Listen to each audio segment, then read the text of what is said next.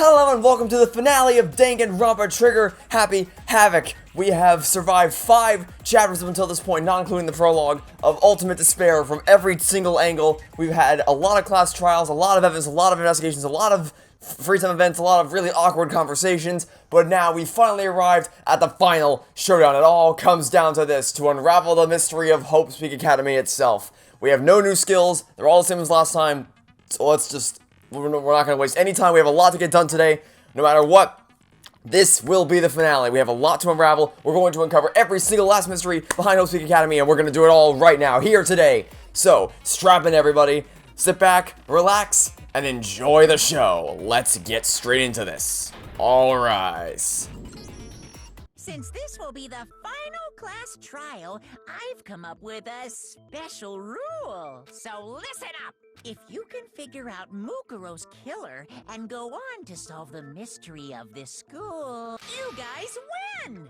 But if you can't, then I win. And of course, waiting for the loser is the super exciting, super heart-pounding punishment. Are you saying that if you lose, you'll execute yourself? Yep, sure will. Yeah, right. And that's final?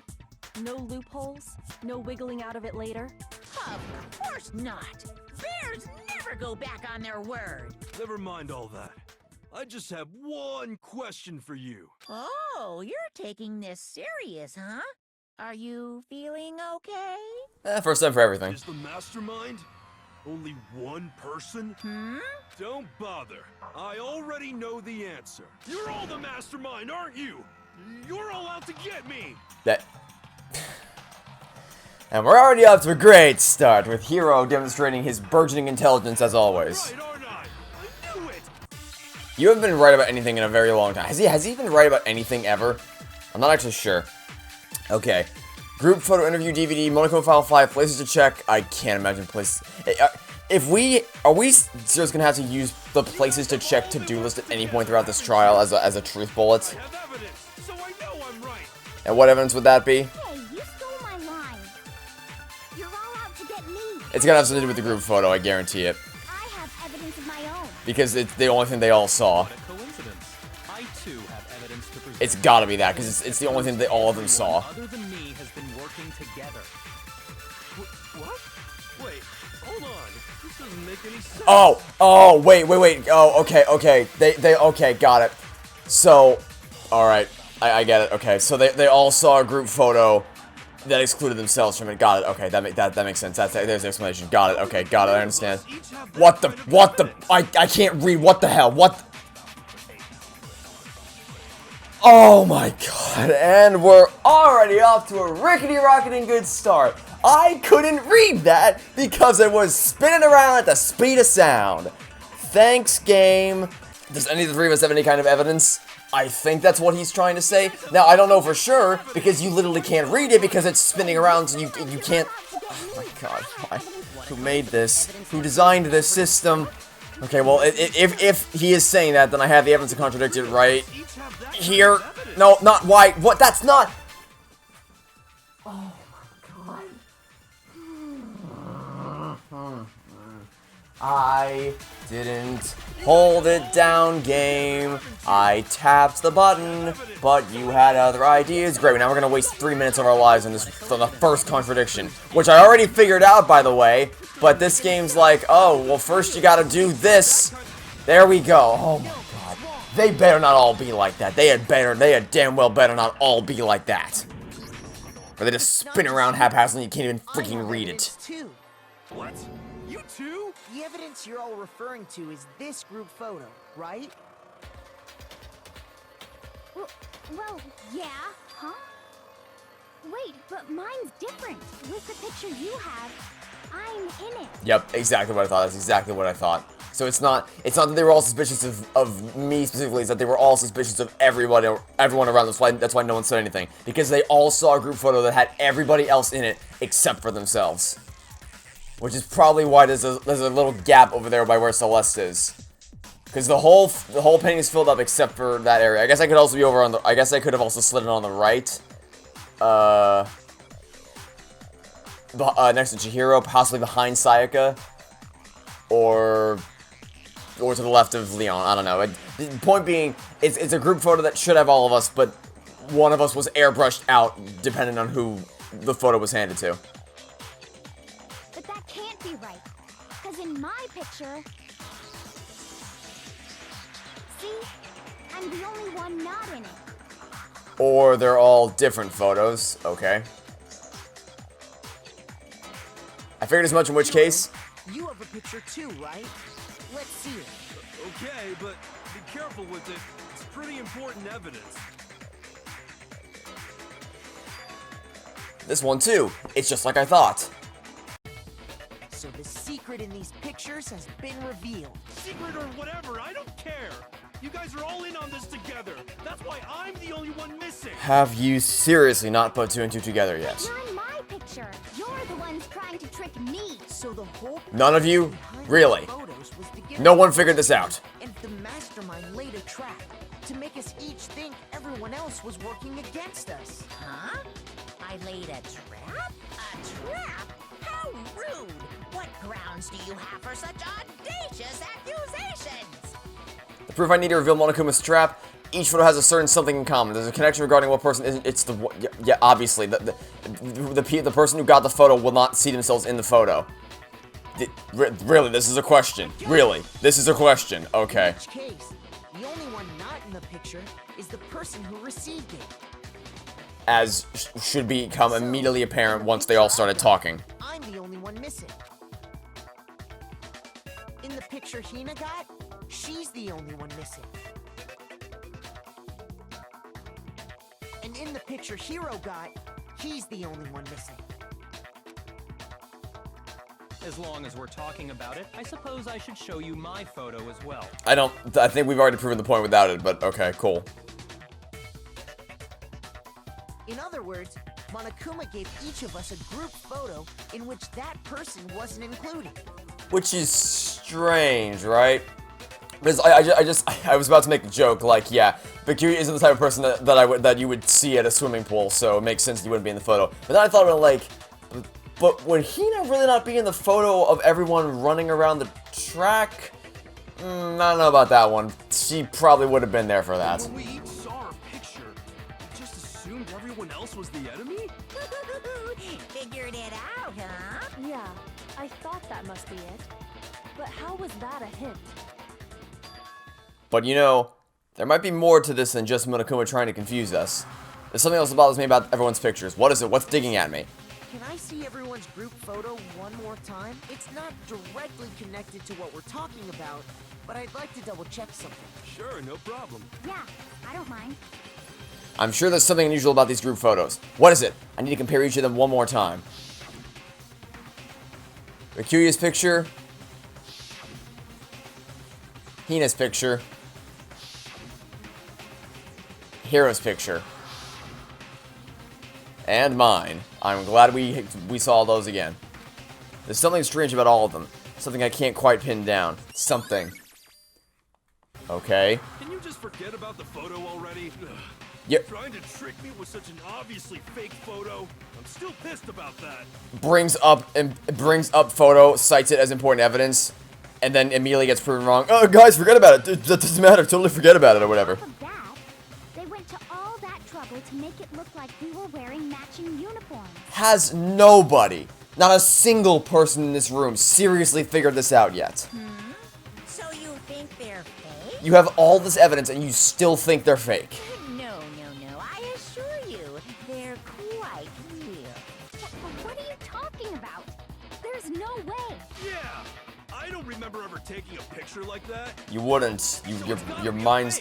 You probably fell victim to Dr. Doofenshmirtz's amnesia-nator. But you know, can we really be so sure? Huh? Don't get me wrong.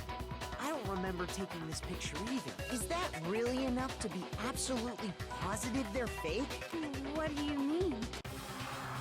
The reason I don't remember this picture isn't necessarily because it's fake. There might be some other reason. Some terrible reason. An unbelievable and entirely horrifying reason. Whether your memories got wiped. Because we kind of figured that out like 8 episodes ago or whatever. Amnesia. That's what it's gonna be. It's gonna be. We need an M. We need an E. Where's an E? E. I don't see an E. I don't see an E. Stop moving around. There we go. Got that. Now an S. Give me an S. Give me an S. S. Okay, great. I. Come on. Give me the I. Give me the I. I. And finally an A. There we go. Got it. Easy. Now I understand. Let's say that somehow we'd all lost our memories.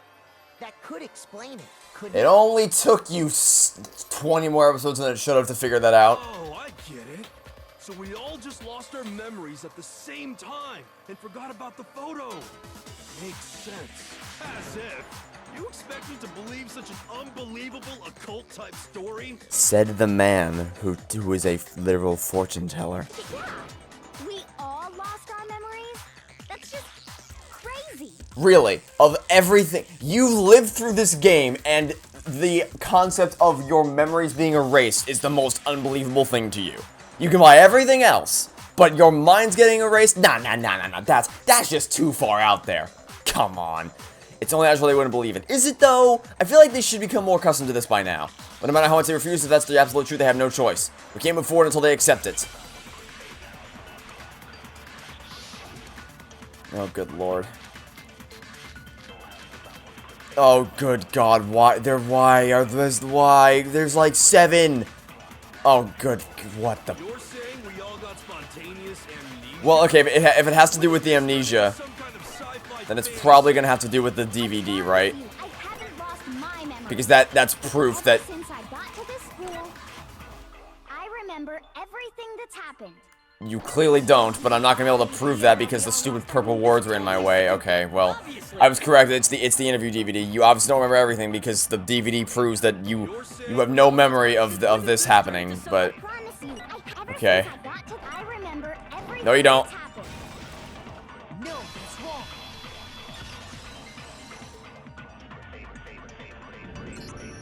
Those photos aren't the only things that point to the possibility of memory loss. This DVD does the same thing. You're not gonna show us something indecent, are you? what the? No, it's nothing like that. It's a video of all of us being interviewed by the Hopes Peak Academy headmaster. Whose face is mysteriously left off camera? When you say all of us, you mean Typically, when I refer to all of us, I mean all of us. I mean all of us, including you. Crazy, I know. you lied. I never did any kind of interview. No, it's not a lie. Just watch the DVD and you'll see for yourself. The headmaster did, in fact, interview you. What are you saying? I didn't imagine you would remember. It's not about whether or not I remember. You expect me to believe all this? That I lost my memory God. somehow? Hina, look, you're a great friend. You're really nice. But Jesus Christ. At what point? Any way to refute it, so we have no choice but to accept it as reality. At what point do you stop pushing back against the mountain of evidence and realize, hey, maybe we're onto something here? How can you say that? We're talking about living, breathing amnesia here. To be honest, I have something else on my mind right now. Something else? You said the DVD contains recordings of us being interviewed by the headmaster, right? Yes. What were the interviews about? Asking us to live here forever. Headmaster sat each of us down, one at a time, and asked us the same question. He asked us if we could accept the idea of spending the rest of our lives in this school.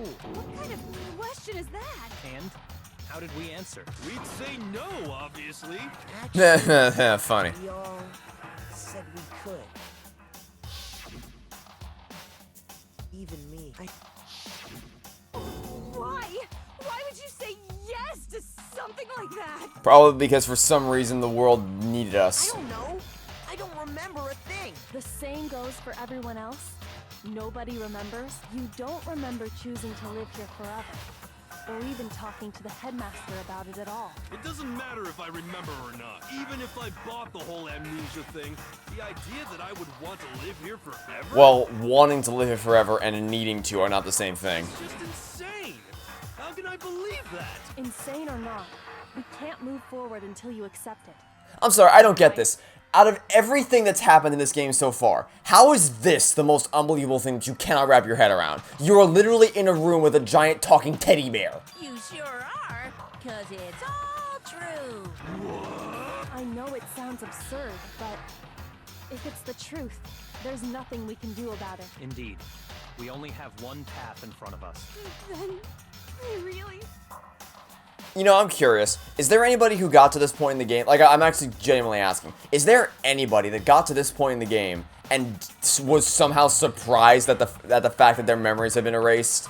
Because I don't think that's I don't think that there's no way. Yep, I don't believe that. You all totally lost your memory at the same time. This is all making my head hurt. And this isn't like some normal kind of memory loss. You stole those specific memories from us, didn't you? Oopsie. You figured that part out too, huh? Of course. There's no way we would all just happen to get amnesia at the same time. How could someone just steal our memories? How? Come. That hardly matters right now. If I said it was hypnotism, would you believe me? Or we opened up your skulls and messed with your brains? Would you really believe anything I said? How it happened doesn't matter right now. What matters is figuring out what memories you took from us. That's what you're trying to say, right?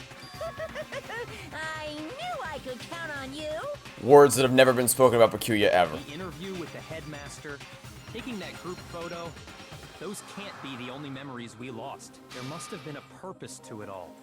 A reason for taking away our memories. Of course there was a purpose. It all has to do with the original motive.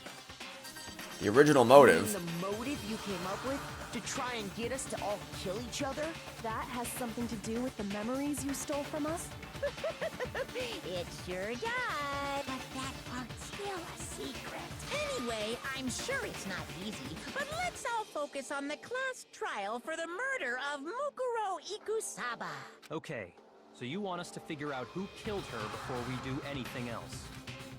So until we do that, well, either way, we have to explain every last remaining mystery. Has nobody noticed the contradiction here? That apparently, okay, so, here's the thing. They are so convinced it's Mukuro Ikusaba that was killed, but we have had 9 deaths up until this point. We had Junko's death, Sayaka's death, Leon's death, Chihiro's death, Mondo's death, Hifumi's death, Taka's death, Celeste's death, I almost forgot her name again, and Sakura's death. That's 9 total victims, and in the morgue, there were 9 slots, or 9 lockers or whatever, filled up to capacity. However, apparently the body we were examining in there was Mukuro Ikusaba's body.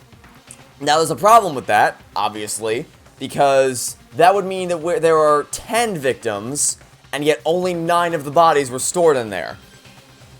Which means that one of the previous bodies that were killed would have to be the body that we actually found and not Mukuro Ikusaba, and this is all an attempt to trick us into thinking someone new actually died. And based on the red acrylic nails, I'm pretty sure it's Junko. Has nobody made this connection yet? Not a single one of you has like, wait a minute, there's a number discrepancy here. So, the one who killed Mukuro, the true mastermind, that's what we need to expose. I think first we gotta start with making sure you understand that it's clearly Junko's body we're dealing with here. Okay, handbook, control room, profile, present, photo, I don't even know. So who did it? Who killed her? Whoever did it is the same one who's behind everything. That much I'm sure of. But when you think about it, is the mastermind really here in the school? Of course! They have to be here somewhere. Oh, I think I know where they are. So sure. What does make me so Well, we found the room. Exactly. You're just making No, stuff up. Toko, we found the room. We found the room. We know where it is. The mastermind is probably a million miles. No, that's wrong.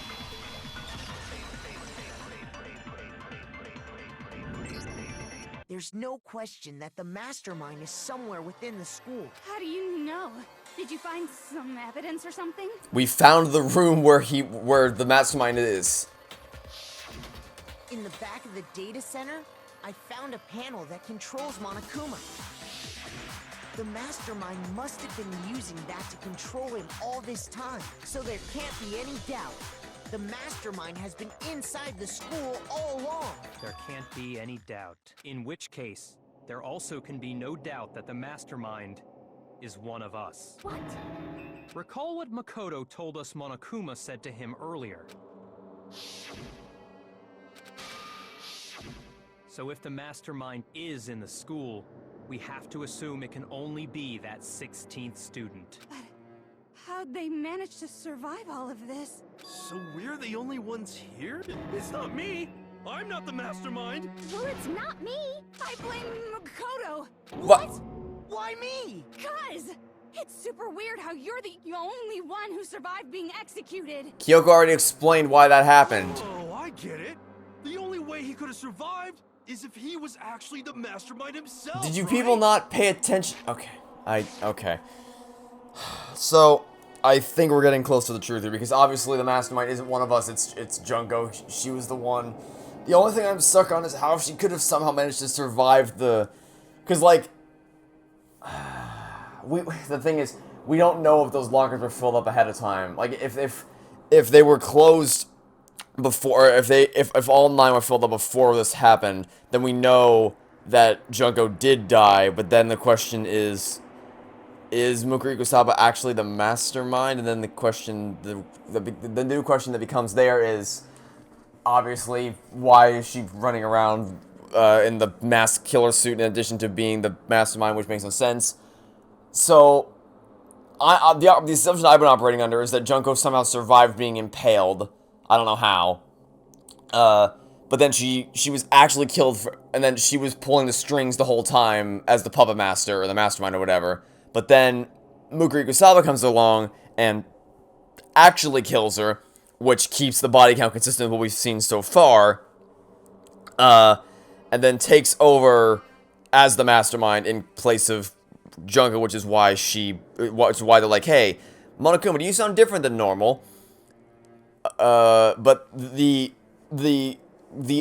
biggest problem with that theory would be if the lockers in the morgue were already filled out to capacity, like all 9 lights were on beforehand, then I don't really have an explanation for how this could have gone down, unless I guess okay, so the only way that I could rectify it in that case would be if Junko and the mastermind were working together, but then for some reason, no, but even that doesn't make any sense.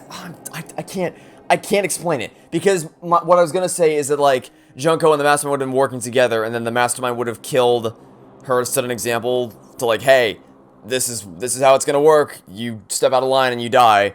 But I don't know that Junko would have been willing to sacrifice herself to accomplish that. But then that also still leaves us with the problem of the fact that the mastermind is controlling both Monokuma and running around in the masked killer suit for some bizarre reason. So I don't know. Aw, nuts! You got me! Wait! What are you trying to say? Everyone, calm down. There's no reason to panic. The mastermind's true identity will become clear soon enough. Just as soon as we find out who killed Mukuro. That's a good point. Rather than wasting time bickering, we should put our minds to work solving this mystery. Yeah, well, how much time have we already spent talking about the murder? He's right. What more is there to talk about? If you want something to talk about, I think there might be one thing. We haven't fully established what Mukuro's fatal injury was. Huh? But I thought we figured that out. She died when she got hit in the back of the head. No, that isn't actually what killed her. It was something entirely different. Wouldn't you agree, Makoto? Mukuro's actual cause of death must have been the other I wounds. got it! All of the wounds covering her body. That's what really killed her. Hey, now hold on a second. You did read the Monokuma file, right? The body was covered with other wounds, but these were at least several days old. Made it pretty clear. Those wounds were made at least a few days ago. Yeah, and you know who died a couple days ago? A lot of people, including Junko. They can't possibly be what killed her. Consider this. What if the murder itself took place at least a few days ago? What? What if, when we discovered her body, she'd already been dead for several days? If that's true, then naturally the wounds that killed her would appear to be however many days old. That doesn't make any sense. Because she had all those wounds before she ever came here. Huh? How do you know that? Isn't it obvious? She was the ultimate soldier, right? So that means, you know. You're wrong. She denied me before I could even say anything. Yeah, because her profile makes it explicitly clear that she came back from battle with no wounds or scars or anything whatsoever. So that's obviously not the case. Weird, okay? Yes, you are. Listen to what I have We to listened, say. and no, Toko. We listened to what you had to say, and you're wrong. We listened to everything we had to prove you wrong. What you said is incorrect. We don't need to hear anything else. You started with a false premise. If you're so sure we're gonna deny you, why bother saying it in the first place? Okay. Well, you claim that she got all those wounds in battle, but that's just not the case because, oh Jesus Christ, okay. The profile. It's trying to distract me with the fact that there are 7 truth bullets here, but we only need 1, and it's the... ultimate soldier. Luckily, it's the one that's loaded into the chamber by default. Battles. So, when you think about it, obviously, she got all those wounds in battle. I hate the spinning text. I despise this. Why? Why? Why would you do this? What is this? If you can't read what it's saying, Mukuro was I don't get it. I don't get it. Of course. Ah, what a great mechanic. Let's have the text spin around so fast that they can't even read what it's saying. Awesome. There we go. No, that's wrong.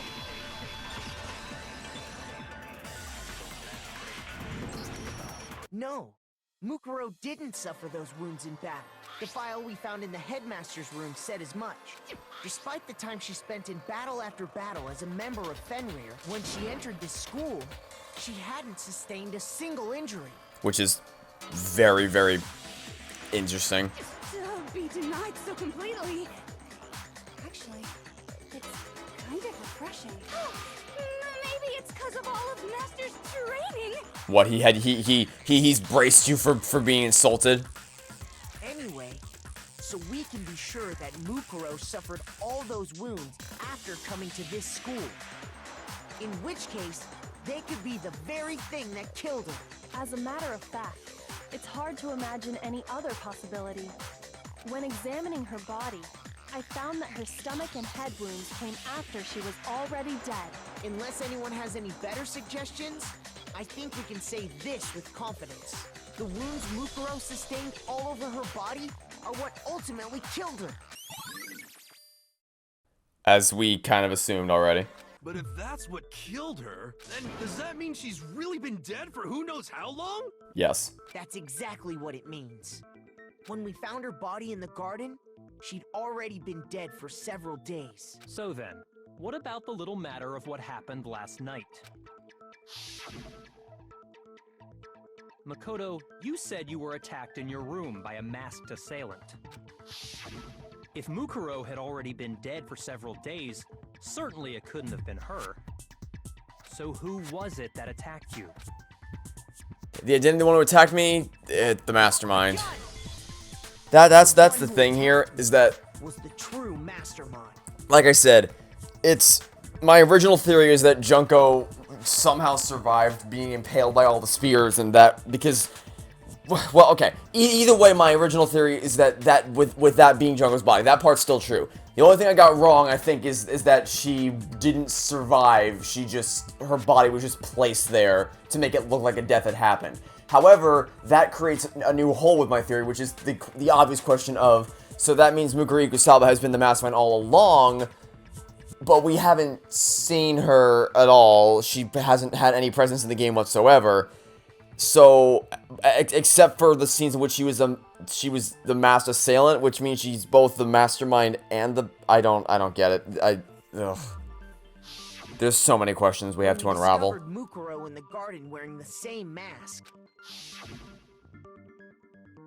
I naturally assumed she must have been the one who attacked me. I didn't. I immediately pointed out the discrepancies in the clothing. But I was wrong. It wasn't her at all. It was the mastermind. What are you laughing at? Oh, don't mind me. I'm just getting a little impatient sitting here listening. I think I'm gonna jump in. Let's start off with a nice, easy question. Your assumption that I attacked Makoto is just that, right? An assumption. You can't really know who was under that mask, can you? I mean, that's the whole point of a mask. The true identity of the masked attacker is Mukuro Ikusaba. At least, that's what I think. Spoken as if those were two different... What? You just... That just helps us. Any evidence that might convince me otherwise? That we think she's the mastermind. Thanks, Monokuma. You're making my job a whole lot easier here, pal. No, there's no way Mukuro is the one who attacked me. Even though I didn't see their face. Okay. If you still think that body is Mukuro Ikusaba, then yes. What you're saying makes sense. But it should be obvious. Oh, is it because he doesn't have the tattoo? It's because okay, right, the attacker doesn't have the tattoo on the right hand. But like we think she's the mastermind, so I'm pretty sure she was the one there. It just means that Junko's the one who has the... Any idea who was under that mask? I'm telling you now, it was Mukuro Ikusaba. You're wrong. Even without seeing their face, there's another part of the attacker we can use to prove it wasn't Let me her. guess, I need to absorb when she says something like... What is this? Is she gonna say something about the tattoo? Is it the right hand? Or I guess The he is. left hand? Maybe the right foot. Or perhaps the left foot. What garbage design. Could it be? What garbage design. Even if you can see it, you have to break through the stupid words first. Okay. You never saw their face. Yeah. Where did you say the thing? Right here, go. It's Mukuro Ikusaba. That, what? You're wrong. Even without seeing their What? face, there's another part of the attacker we can use to prove it. Oh, It the right hand or the left just hand? bounced off. It just bounced right off. It just went boonk. It just bounced right off. Didn't do a thing. You never saw their Didn't face. do a single thing. It was Mukuro Ikusaba. You're wrong. There's another part of the... Oh, is it the right or Very, the very left annoyed hand? with... Oh, great. See, that time, what I did is I hit the thing on the purple word, but it decided to move out of the way. The split second before I decided to actually... Or apparently the split second as I hit it, which means I lost 220 seconds or whatever. Awesome, dude. Oh, look at that. It actually worked this time. What do you know? Mukuro had a tattoo on her right hand, if I remember correctly, a representation of Fenrir. In other words, a wolf tattoo. So the problem now is that we know for sure that's Junko's body. There's no question about that. That means that Junko is the one who has the tattoo, but not the person who the profile is actually on, which is confusing. But I saw the right hand of the person who attacked me. And there was no such tattoo. Which, by the way, he would have seen this when he was barely awake at 3 a.m. in the morning, and was still convinced this might have been a dream. There's no way he would have remembered that. He would have been way too focused on the knife and the mask and everything else. He would not have cared 1 second to think to look at her hand. So there's no way the person behind the mask was Mukuro. Yeah, well, okay. You got me. I guess it wasn't her.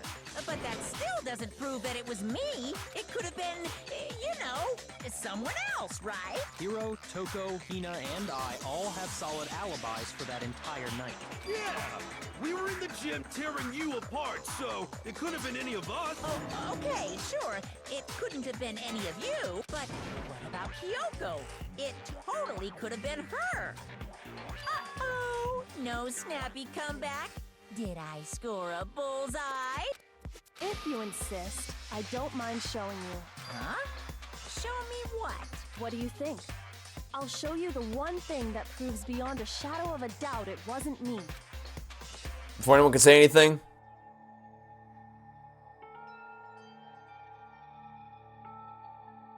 Kyoko's removing her gloves. With that thing, I let out a gasp. It was more than just a little burned skin. Isn't it?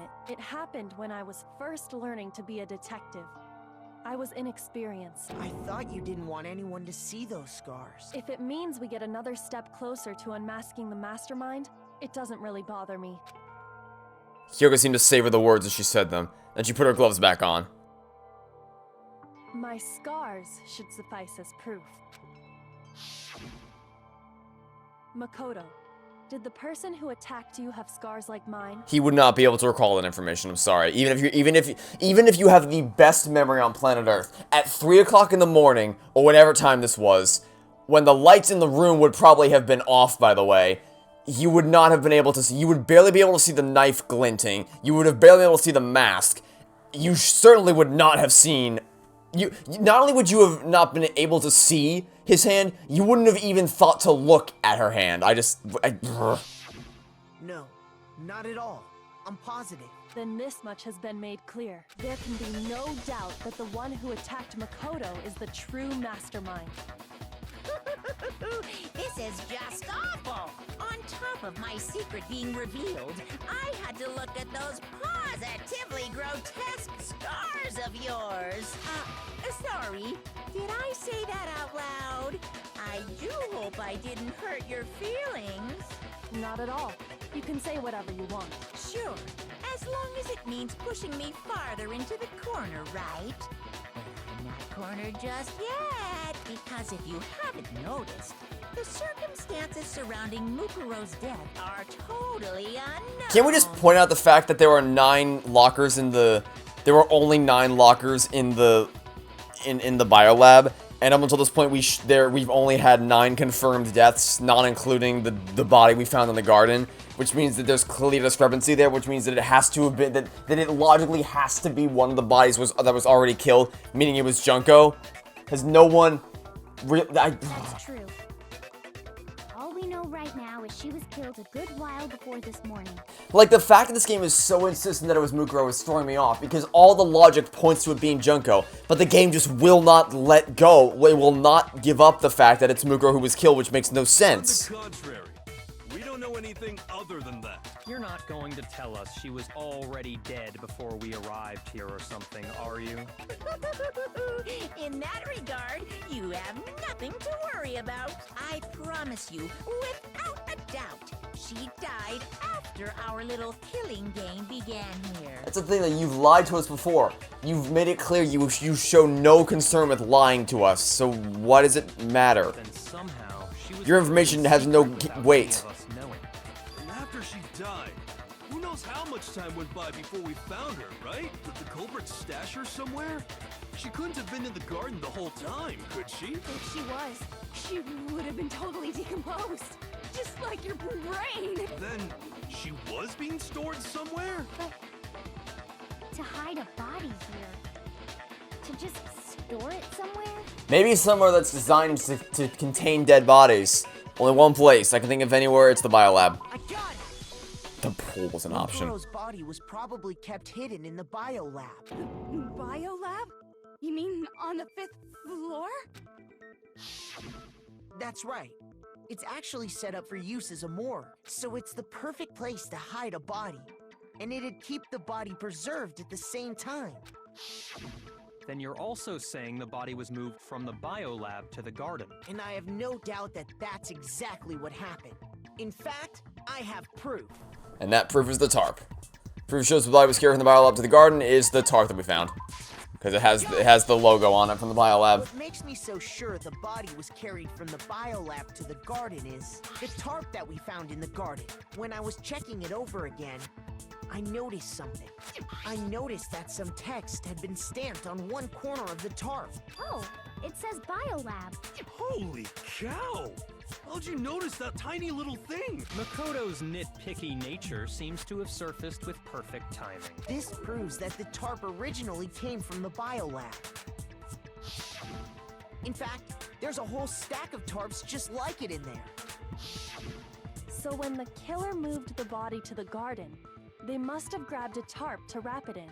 Then they simply left it as it was to protect against the sprinklers, and put the coat on it afterwards. You made everything sound so amazingly consistent. But that's just a wild guess. Oh, he's getting nervous now. Where's your evidence? Or she is, I Prove should that say. The body was wrapped in a tarp and moved. There is no evidence. I was simply explaining what I think happened. But you seem to be getting pretty worked up about it, wouldn't you say? Worked up? Now that the conversation has turned to the topic of the biolab, you must be getting pretty nervous. Because the second we point out the contradiction in the number of lights that turn on, her whole story falls apart at the seams. The key to uncovering your secret Yep. identity is hidden within that. Finally, we're finally getting here. Are you talking about unmasking the mastermind? It's almost time. We're finally here. Finally, freaking finally. I've been waiting too goddamn long. This whole goddamn chapter.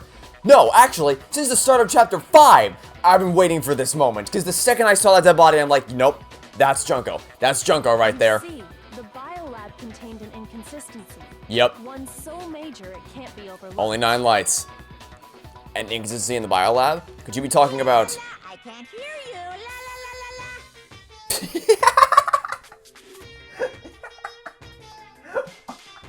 la. If you extreme zoom in on Monokuma. Such a child. Oh well, just ignore him. I need to pull myself together and think. The inconsistency in the biolab. Could you be talking about... Hey, Makoto, what about that one thing? What one thing? What do you think I'm talking about? Your family. What? Don't tell me you forgot about that video message. So what do you think? Are you sure your family's still okay? Well, if they're not, then there's nothing I can do about it.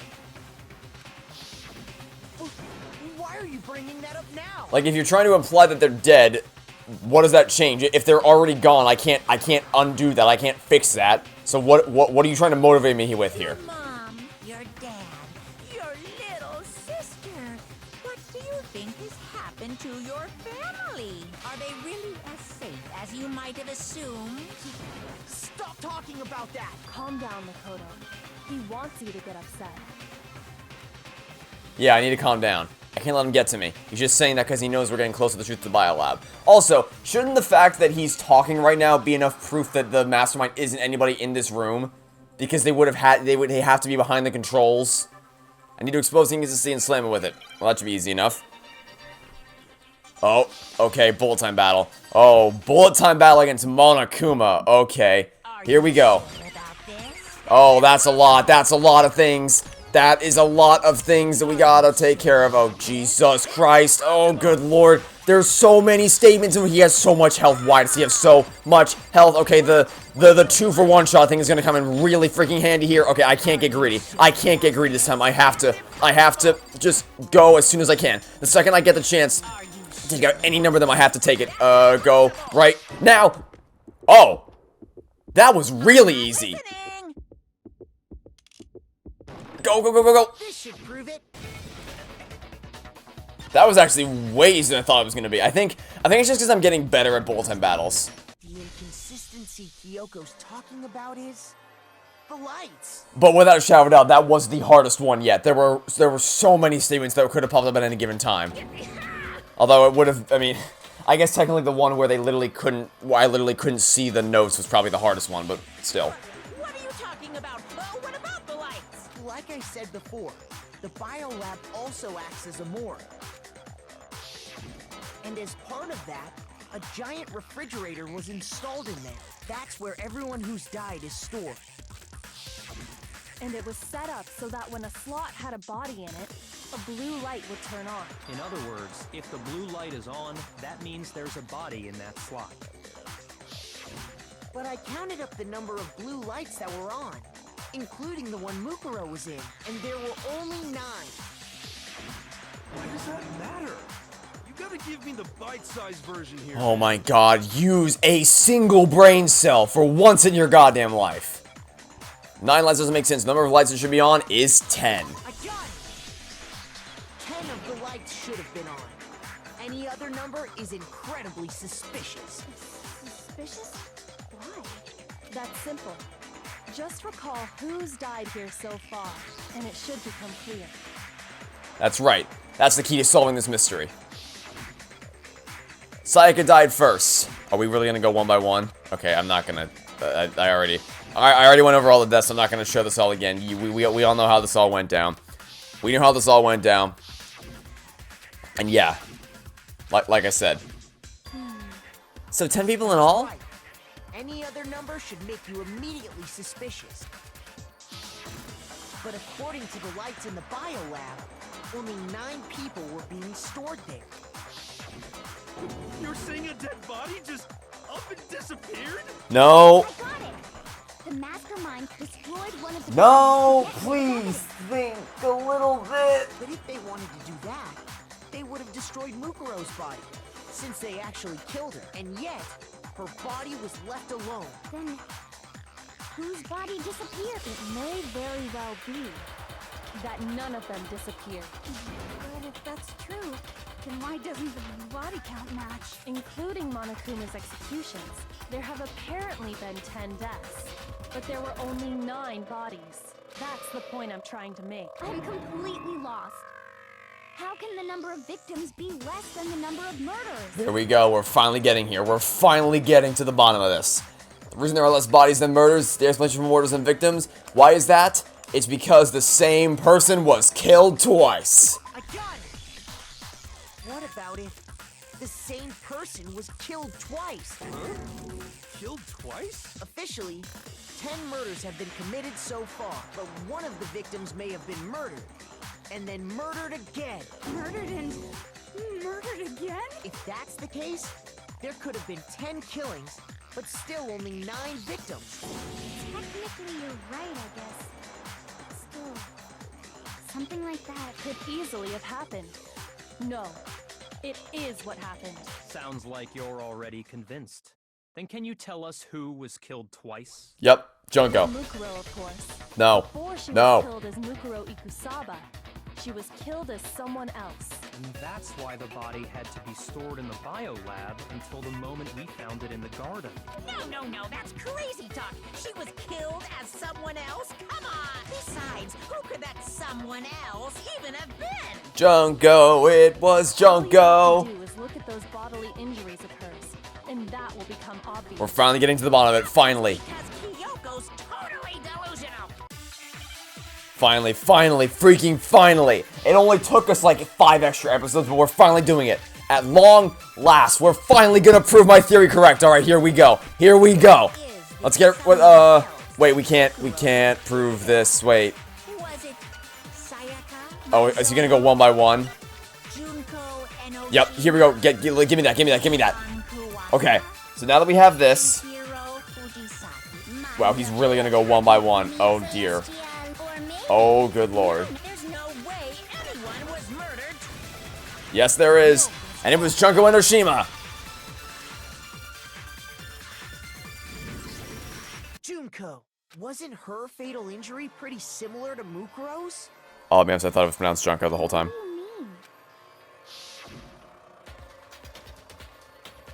Well, remember what happened to her? She was impaled by a bunch of spears, all over her body. And Mukuro died from a number of wounds across her body. When you compare that to the stab wounds Junko suffered, Then the similarities match? Finally. And those are the only fatal injuries that match up. That explains why those 2 bodies are actually one and the same.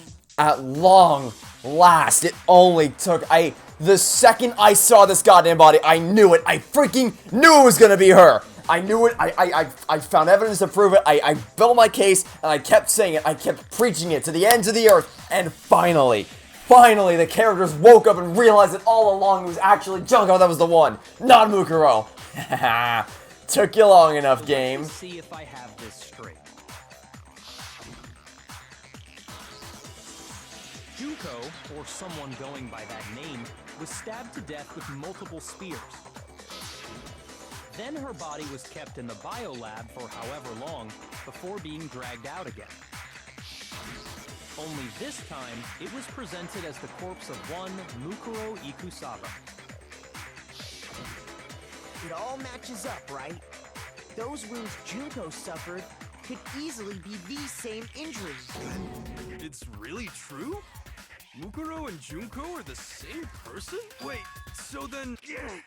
What does it all mean? It means that there haven't been 10 victims, but 9, which also means that among the people we thought were dead, one is still alive. And that's the true identity of the mastermind? Who is it? We already know the answer to that. It's Mukuro. She's still alive.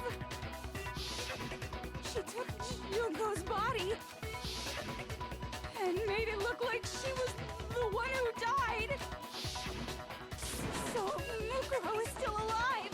She's gotta be. Total silence. Then I must be right. I'm right. aren't That's what I thought was the case, but the fact that they're making Toko say it means it's probably not. The one that's still alive is Mukuro, but can we really believe that? Oh dear. Oh, good lord. The body we found in the garden. It wasn't Mukuro. Then she's still alive? That's right. She made it look like Junko's body. So I know what they want you to point out here. They want you to... True identity. The contradiction... I hit that from a word. The contradiction they want you to point out here is that her profile... Why did I do that? Why did I do that? Her profile says that she has the tattoo on her hand. But the body we found, which is Junko's body, also has that tattoo. Which would imply that Junko was actually Mukuro all this No. time? The body we found in the garden was Mukuro. That's one thing we can be sure of. The body's appearance and measurements are consistent with her records. Right, Kyoko? She was 5 foot 6 inches tall and weighed 97 pounds. Her vitals were 31, 21, 32. Everything in her profile is consistent with that corpse. And then there's the matter of the Fenrir tattoo.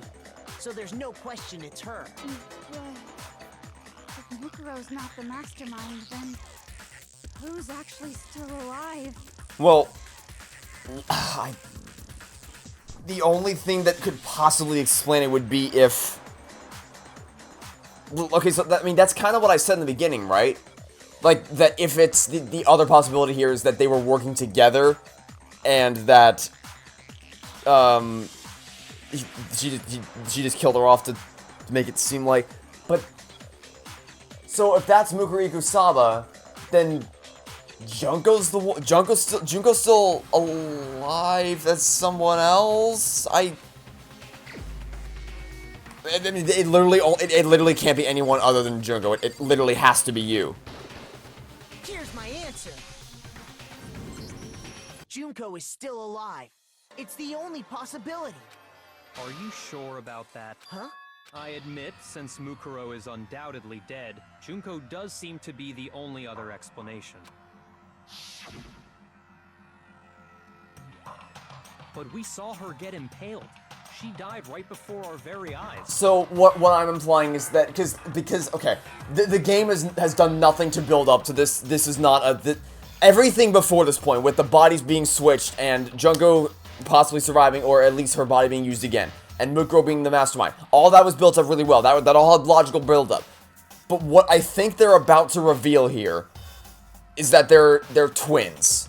Or if not twins, then at least very, very similarly looking sisters who would have switched places so that Mukuro Ikusaba would be the one to die and Junko would be the one still alive behind the scenes. But that doesn't make any... So, not only is there no build to that because we didn't know she had a sister or anything, that doesn't even make any sense. Like, why would you do that? I don't... What are we doing here? If Junko were still alive, the death we saw would had to have been some kind of charade. But you yourself confirmed she was dead, did you not? Now that you mention it... I gently placed my hand on Junko's lifeless body. I touched her wrist to check for a pulse like they do in movies and stuff. But she really is dead. There wasn't anything else to say. She was gone. I did check, absolutely, and I can say for sure. Dead. There's no question. Junko was dead. So, the idea that she's still alive. Which means the only way this makes any sense is if they're twin sisters and they swapped places at the beginning of the game. So that Muguro would be the one to die, but Junko would be the one to survive and be the mastermind. Which not only has no logical build-up, it doesn't even make any sense. What motive would you have for doing that? Why would you want the soldier to not be... Okay. It must be wrong. Then you're withdrawing your previous statement? I know you gave it your best shot, but too bad. I guess your conclusion was a dud. Too bad, too bad. This case hasn't been decided just yet. Oh? You haven't given up already, have you, Makoto? Huh? No, of course not. There's no way I'd give up that easy. That's all well and good, but how do you intend to solve the problem standing in your way? Junko absolutely died. Mukuro absolutely died. Then both of them are dead, right? There can't be any kind of survivor story. I think we need to look at this from the opposite direction. Huh? The opposite direction? Let's assume Junko is still alive. If so, how could she have survived? How could Junko survive? The only thing that makes any sense at all is if she had some kind of twin sister and switched places. I checked her, she was dead, I'm sure of it. But because, like, the reasoning for this is that because none of them, like, because their memories were wiped, nobody would have remembered what anybody looked like. So they could have switched. We still have that photo. Let me see if we still have that group photo. We do, okay. How similar do they... Yup, that's why her face is obscured. Very clever game. Very, very clever game. Okay, you may have had no build-up whatsoever to the fact that they're twin sisters or whatever, but I'll give you one singular piece of credit. You deliberately avoided showing her face in this photo. You deliberately avoided showing her face. You get some points for that one, game. You get some solid points for that one. Because the logic here would be that because they wouldn't have known what each other looked like at the start of the game, they could have switched places and nobody would have been the wiser. But I still don't get the motive. What is what would be the actual reason for having that happen? I don't get it. Could it be that Junko's not the one that died? It wasn't Junko, but someone else entirely? Maybe she used some sort of trick.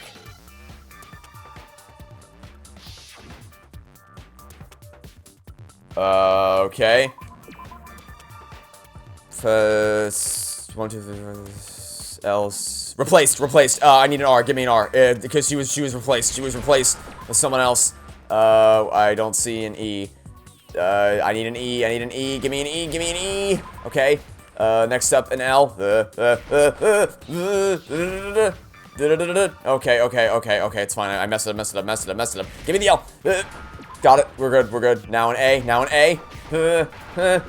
And an E. Okay, I had an E right there and I missed my chance. Just two more letters and we're good. Give me an E. Give me the E. Finally a D. We're good. That was it. Yep. Now I understand. By the way, I really like word puzzles. In case you can't tell. That's it. What if she switched places with someone else? Switched places? That's right. Before the spears could kill her, she got someone to take her place. Specifically, Mukuro Ikusaba. Then that would make it Mukuro's corpse that showed up later. Which is why the body's height and weight and everything match Mukuro's profile, right? I don't know anything about this switching places thing. Oh, but... and you know what? Yep. Okay. Again, the only way this makes sense is if they're twin sisters or whatever, which is they've not built up to that at all. And that's not good. But the other things, the fact that her face isn't shown in the group photo, and another thing I just remembered is the fact that the power was mysteriously cut out when we were watching that DVD. Almost like Monokuma was trying to keep us from discovering the truth or something like that. That all solid build up there. Because obviously if we had watched the video all the way through and we had seen what Junko actually looked like, then we would have known the jig was up. So yeah, I think that's where we're going with this. They still didn't have the build up we needed for this, but at least there's some elements that had clues. When could they even have done that? At the very beginning of the game. At the very beginning of the game. And at no other time. Right when she was about to die? Like she used some kind of ninja replacement technique? Good point. There's just no way they could have switched like that. So maybe the whole idea is wrong. There has to be some way. I need to figure out how to explain how they could have switched. They switched at the beginning. I got it! I still don't know why, though. They had switched places from the very beginning. From the beginning? Yes, from the moment we first met. If that's when they switched, then they wouldn't have had to switch at the moment of death, right? After all, the one we saw at that point would have already been Mukuro. Hold on. So, you're saying the Junko we first met was actually Mukuro all along? Then we'd already met her? I had like a normal conversation with her. When we first met, none of us knew who anyone else was. So Mukuro could have simply told us her name was Junko, and we never would have known the difference. That would easily allow the two of them to switch places from the very beginning. Wait, but Mukuro had a tattoo on the back of her hand, right? Junko never had any tattoo like that, did she? That's easy enough to you just gotta paint over it, or that's an easy thing to cover up. She could have hidden it with foundation or something like that. If she did, it likely melted away in the explosion, exposing the tattoo after the body was extinguished. Plus, there were the fake nails found on the hands of Mukuro's body. Finally, somebody draws attention to the only thing on that body that was of any relevance whatsoever to this freaking case. They were the same fake red nails she was wearing when we all met for the first time. I told you, nobody believed me, but I told you, freaking told you. But if she really did use foundation... Correct. Even if there was no tattoo on her hand, I couldn't say for certain it wasn't Mukuro. So I'm glad nobody noticed that glaring hole when we were trying to figure out who attacked Makoto. But too bad for you, Monokuma. You can't deny it anymore. Wait, so this whole thing was a setup from the very beginning? If that's true, it was quite an elaborate plan to be sure, making it look like Mukuro was Junko. Yeah, and for what reason? The reason such an elaborate plan was possible is because the two of them were working together. Yeah, we all figured that out. Thanks, Kyoko. But why? The ultimate despair teamed up with someone like her. In other words, it would be fair to say that Junko herself was also the ultimate despair. Okay, cool. Why bother switching in the first place? If you're both on the same team, why bother switching places? What's wrong? Lost the will to fight back? I think he's just afraid. Afraid? What's that mean, afraid? I mean, do you need me to get a dictionary for you? Fear is only possible where hope is possible. I only have despair, so fear is an alien concept to me. Right, that's why you were sweating buckets earlier, right? And why haven't you been saying anything? Because it's a bunch of nonsense. Junko's my secret identity. As if. Which, by the way, this doesn't change what I said earlier. Junko's still the one who told all the boys to go spy on the girls in the bathhouse. That's still a thing that she told them all. Why did you try and protect Junko's real identity? I tried to protect her identity. When did I do that? So he still refuses to admit it. But he can try to deceive us all he wants, it doesn't matter. Because I've already figured out, yeah, you tried to cut the power. You tried to hide Junko's identity not just once, but twice. The first time was during our latest investigation. When you tried to cut the power, I was trying to watch the DVD. If I can find it, it's all the way at the bottom, of course. I got it! While I was in the AV room, watching the DVD of our interviews with the headmaster.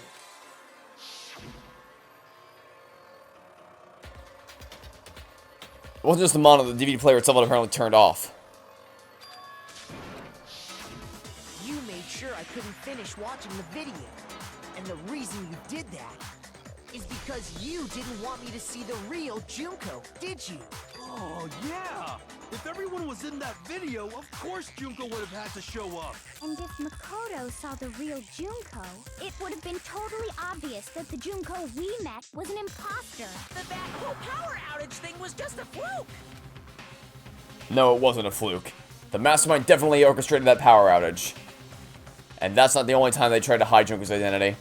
The mastermind tried to cover up one other piece of evidence. I've got her for that, and that would be the group photo, right? Because her face was deliberately obscured in that photo. Oh, another one. Okay.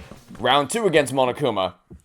Oh, good lord. Okay, here we go. Here we go. Give me another one. Give me another one. Okay, fine. Never mind. We can't get greedy. We can't get greedy. We cannot get greedy. We just have to go. What? Okay, it wasn't hitting for some reason. We can't get greedy. We just have to...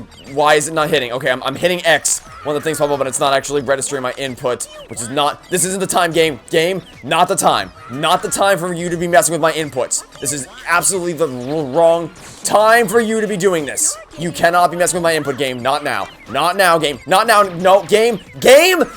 Oh my god, game. Great. Thanks, game. We were about to get a trial where we took no damage, but then all of a sudden you're just like, oh, you know what I'm gonna do? We're still having input problems. We've never had input problems up until this point, but now all of a sudden we do. Fantastic. Freaking phenomenal, game. You love to see it. This should prove it. But bullshit.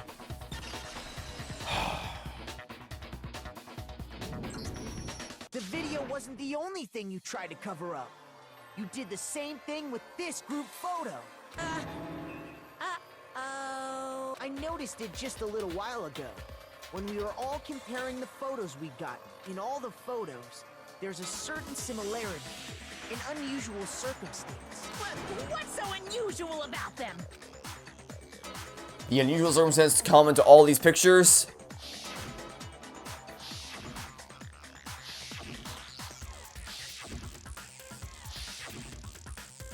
The unusual circumstance is Junko's face. I got it! Junko's face. The one thing common to every single photo is that you can't see her face.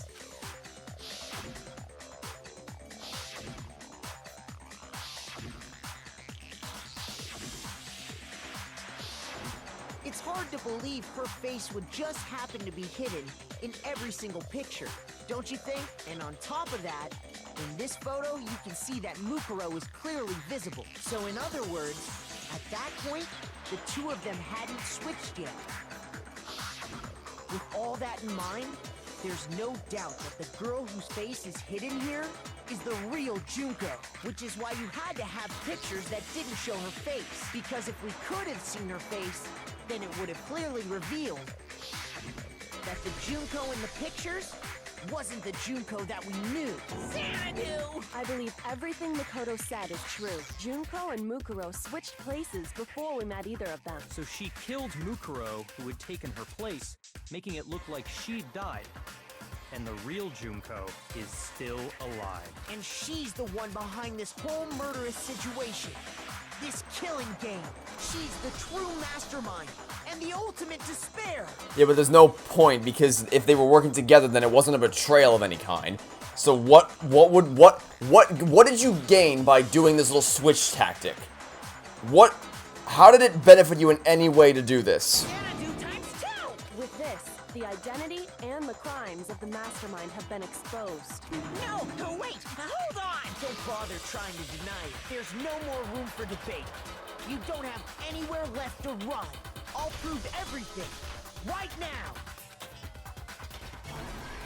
Like, this should feel more epic, but most of it I already figured out. This is when they first would have, switched places. Okay. I already figured most of this out when we first saw the body. And everything that I didn't yet figure out was just stuff that had no build-up whatsoever, so... this doesn't really feel like the big climax it probably should. But, you know, it's whatever. I'll see you guys after we're done putting this back together again. The killer is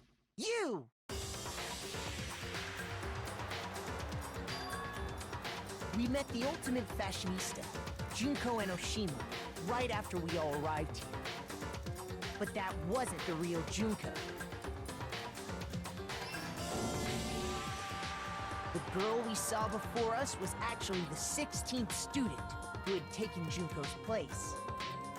And that girl's name was Mukuro Ikusaba.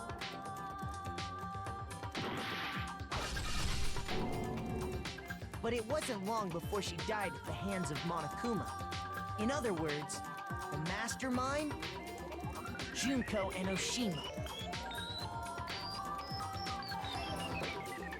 Her body was kept in a biolab, which had been converted into a morgue. Until Junko decided to put her body to use.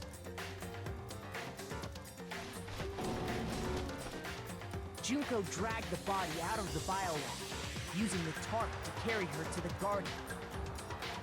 She fabricated the murder to try and frame Kyoko, who proved to be one big thorn in her side.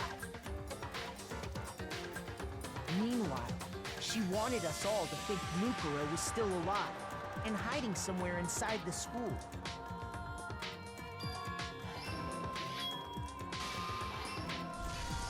So she put on a mask and then attacked me.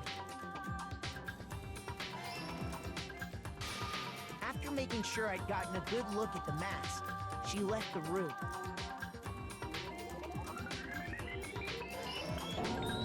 Then she put the same mask on Mukuro's body.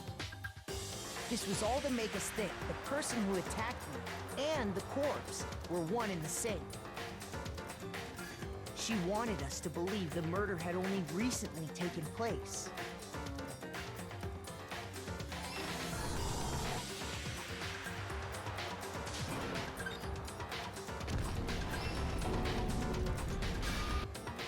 Finally, by strapping a bomb to the body, she was able to destroy any remaining evidence. She needed to hide the body's true identity. She had to make sure we didn't find out it was actually the same person we'd met in the beginning. This is the truth behind Mukuro's murder. And the one who carried it all out is the true mastermind. The one controlling Monokuma.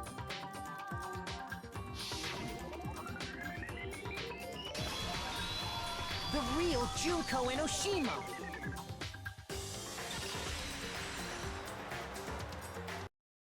That's the whole story behind this incident. Well, what do you have to say to that?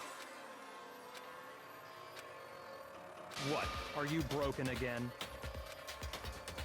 Is Junko coming? Has Junko left the building? Is she running away in fear, or is she coming down here to give us a piece of her mind? Can't get out of this, so don't even try. I think Junko might have left the bear unattended. Come on. It's time you finally revealed I think she's yourself. about to. I think she's about to come bursting through those doors. It's not like you're an endangered species or something. How long do you plan to keep hiding? Give it up, Junko. The game's over. She's absolutely stepped away. Or not. Did you really think the story would end once we reached the climax of the case? Well, unless you're a Pokemon game, that is typically how climaxes work. Wrong! There's still plenty more to go!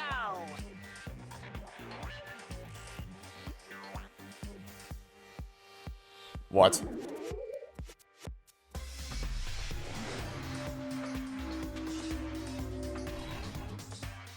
Hey there, friend. We have been waiting so very long for peasants like you to appear. What? If you swear your fealty to us, we will reward you with half of the entire world. What? We've even drawn up the deed already. We will grant you honor, status, in some of our home cooking. You did...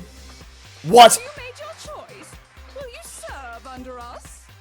What? Wait, we skipped like 3 steps. Wait a minute. What? We skipped like major plot beats. How did we get to this point? What the? Oh, did you think I was being serious? Sorry, I was just messing with you.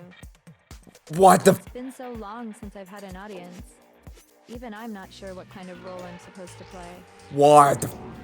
This is the mastermind? She's the real Junko Enoshima. Looks like I've finally been set free, having to play Monokuma all the time, day after day.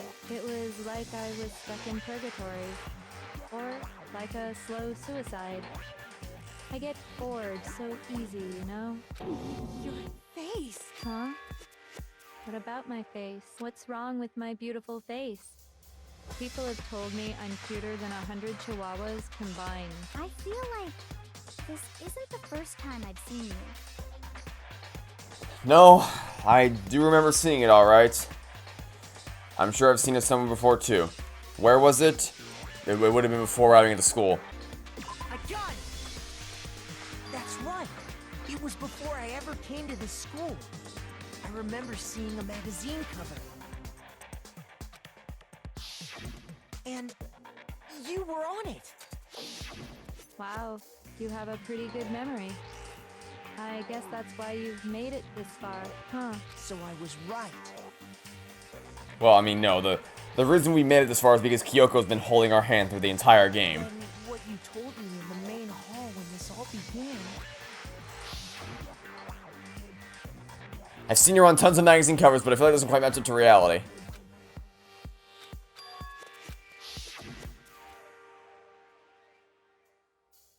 Okay. Clever payoff. Clever payoff.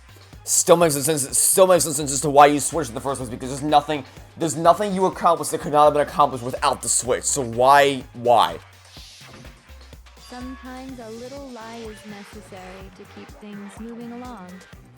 Wouldn't you agree? That explains why she didn't quite seem the same. Because she was a different person all along. I'm me. And Mukuro is Mukuro. So what was the point of the whole Monokuma seems different now line if it's still just her? She tried her best.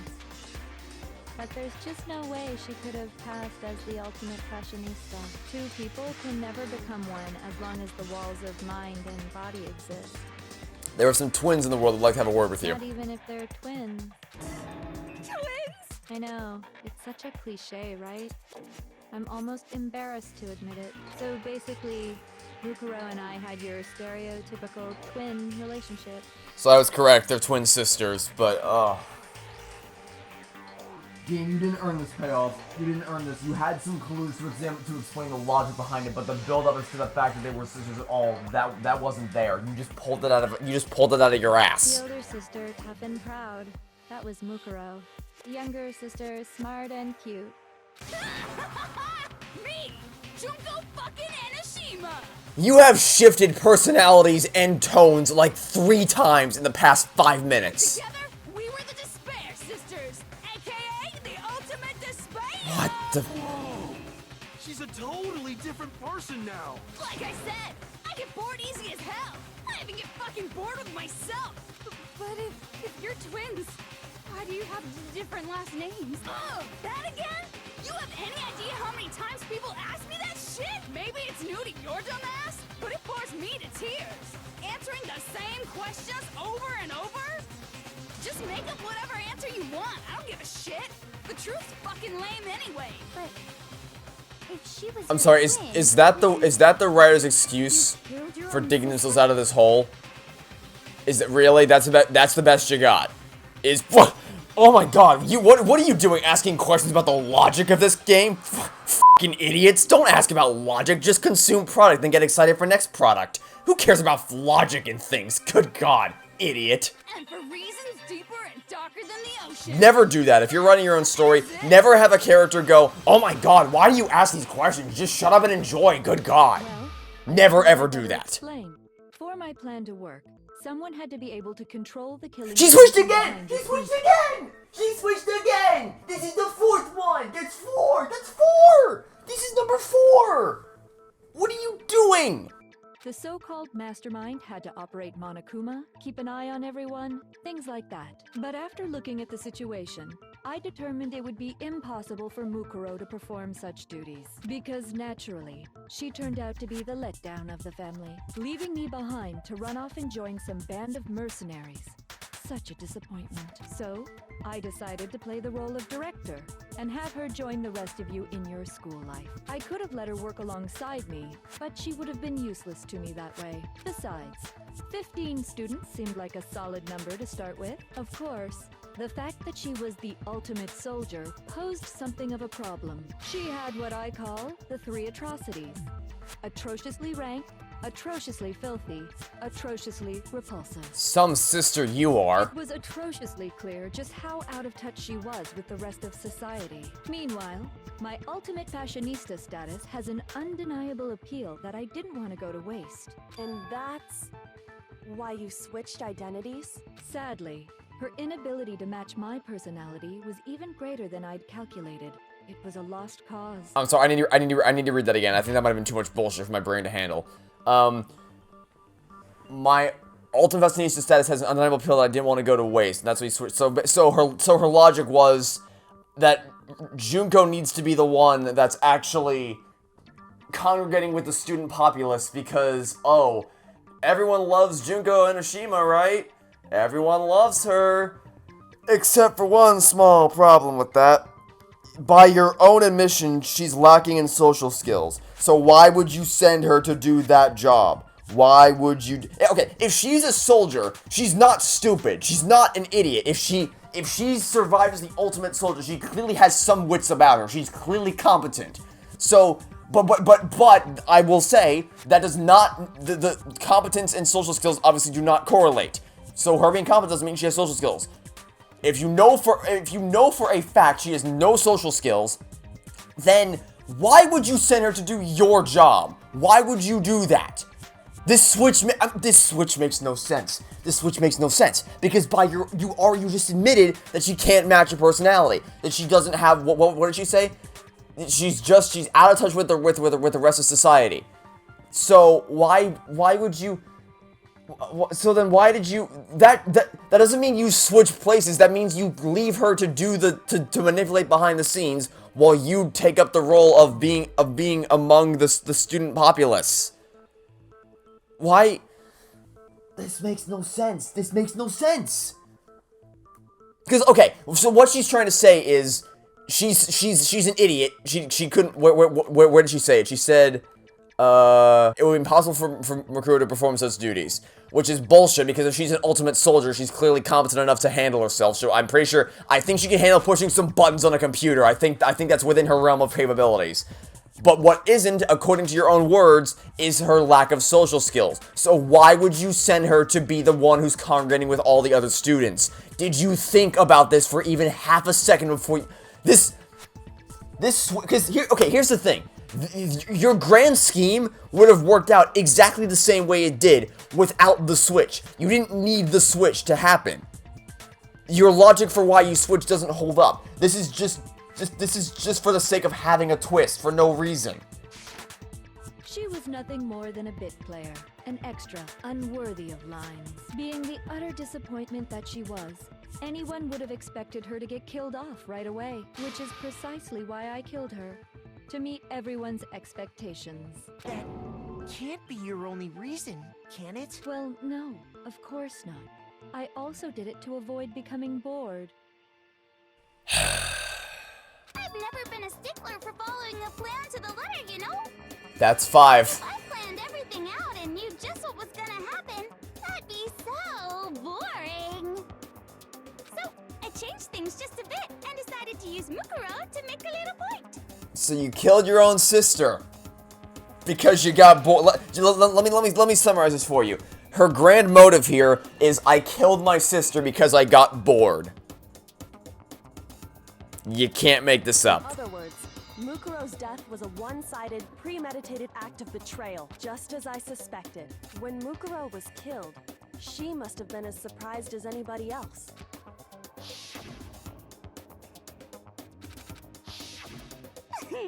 So, you figured it out? Well, you're right. There's no way Mukuro could have pulled off such a convincing performance. But she did teach you all a very valuable lesson, don't you think? How can you talk like that? You sacrificed your own sister. How does that not even bother you? What? I sacrificed her? That's what's got you so hot under the collar? Jeez, misunderstandings sure are scary. We were the ultimate despair, you know? So we never had any kind of hope or expectations. My God, you can't keep using that as an excuse for everything. I felt despair as long as I can remember. Like I never should have been born at all. Therefore, let's kill my sister? What? When I was born, I cried tears of total despair. So that's why for us, it's not a big deal whether we die or kill. It's like some religious cult. Like, we are the despair. The despair is us and we are despair. All praise despair. We're just those kinds of people. We can do anything. Except maintain a competent plan, apparently. We've always been filled with despair. So when we do something, we go all the way and live without regret. So you just murdered your own sister and didn't think anything of it? That's not true at all. Number 6. We're twins. How could I not be sad? You just... Oh my God. That's why it gets me so excited. Killing my precious sister with my own 2 hands. That act is filled with so much despair. You can't help but put a super in front of it. It's like super, super, super, super, super despair. No, more than that. Super, super, super, super, super, super, super, super. Okay, I get it. You made your point. So good. What the hell is wrong with you? We don't have all day to answer that And question. my sister too. In that moment of death, I think she must have felt that despair. After all, to be murdered by your own Okay, I don't care. sister. I get it. You're a sack of shit. You use it as an example. You switch places. Whatever. I get it. I know. We know all the answers here. We know what we know what you think your motive was. It makes no sense. But at least we get what happened here. So I don't care about you anymore because you're a sack of shit and you're terrible. And excuse me, if the game wants you to try to empathize with her, it's not working. I hate you. So I got an idea. Let's move on and talk about everything else that we've yet to explain, like the world building of the She school. must have died feeling such excruciating hopelessness. You're terrible. So jealous of her. Super jealous. Actual garbage human being. You couldn't be just some ordinary person. You're some kind of abnormality. But Curie's not looking too bad after all. Turning your own despair into some kind of fetish. Abnormality doesn't even begin to describe it. Like, Genocide Jill is crazy for sure. We don't need Genocide Jill right now. Don't summon her. Please You're don't. saying I don't compare to some lowly beast that can only kill the weak, right? So I'm hopelessly attractive, hopelessly brilliant, hopelessly athletic. No one said any of those things, that's for The sure. hopelessly perfect ultimate human. Nobody said that. I don't think there's anything perfect about anything you just said. Yeah, Master's way more perfect. I don't care. Don't you mean had that noble blood? What did you just say? What do you mean by that? You still haven't figured that part out yet? Man, you guys are so slow! Number 7. Haven't even solved all the mysteries, and yet here you are, yapping away! You're the one who's keeping us yapping away. Talking about our memories? You've already solved this mystery, right? I'm the killer! So how about the next one? That's what I said. Maybe you should solve the riddle of your missing memories.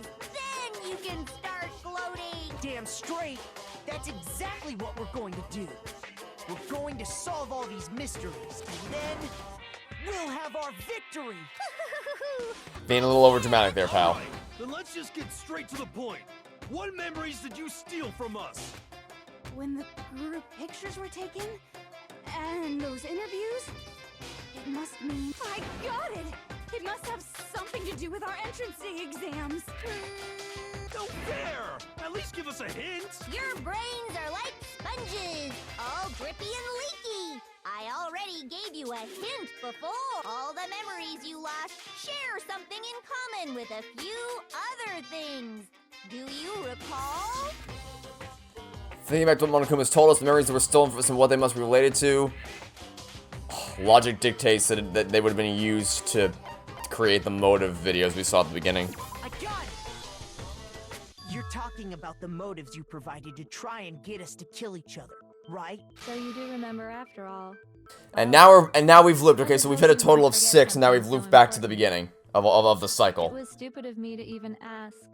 I apologize from the bottom of my heart for my bad manners. So then, let me ask you another question. Did you notice that each motive I presented you had a specific theme to it? She's like a robot that is trying to emulate human emotion and failing spectacularly. Oh no. Theme? Yep, you got it. So that's my question to you all. I am a text-to-speech program who is filling out my obligated duty. When Sayaka was murdered, what was the theme of the motive I presented? The theme of the motive gave us the first murder was human connections. I got it. Because that's what all our videos had to do with. The motive you presented us with at that point was human connections. Ding, ding, ding. You got it. I'm not kidding, it's literally a robot trying to emulate what it's like to be a human. Ding, ding, ding, victory bell. You are so smart. You really figured it out. You just figured out the mystery. Would you like a cookie to celebrate? Oh no, another thing happened. How sad is that? Each video showed the total destruction of your most important relationships. For example, your family. For example, your friends. It's like GLaDOS before the voice modulation kicks in. I ruined all those relationships and showed you the results. Like before it's, hello, and again, welcome to the Aperture Science Computer Aided Enrichment Center. And afterward it's, hello, and again, welcome to the Aperture Science Computer Aided Enrichment Center. This is like GLaDOS before the voice modulation kicks in. It was to motivate your desire to escape and kickstart your urge to kill, but still, what a cruel thing to do. You're the one that did it! Yes, well, I'm perfectly happy to accept your disapproval. Okay! Time for the next question! Alright, now we're just firing off random shots as to whatever she has in her bag of facades. So, what was the theme for the second motive? Past mistakes. The second murder, the motive's theme was the past. I got it. And the best you could come up with for Makoto was the fact that he was a bedwetter when he was like 9 years old, which, I know, what a terrible crime.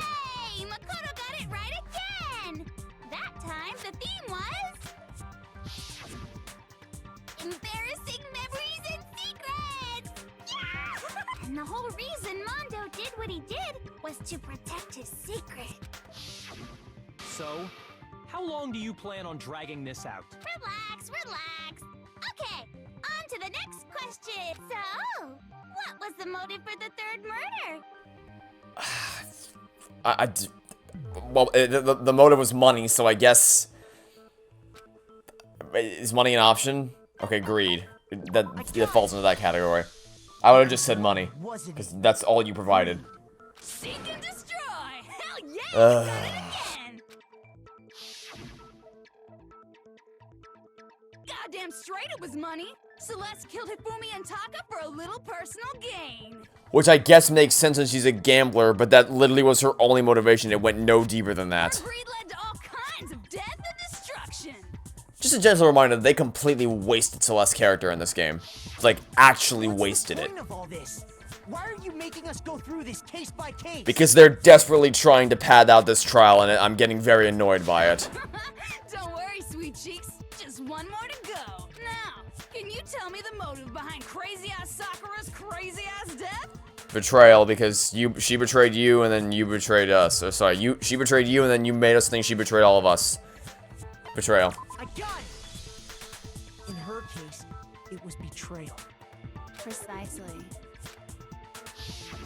Once I revealed Sakura's betrayal, that led to everything that came afterward. Anyway, it looks like you answered all of my questions correctly. How painfully delightful. But what's the point? What meaning is there in asking those questions now? Relationships? Secrets? Money? Betrayal? These are all pretty standard motives, right?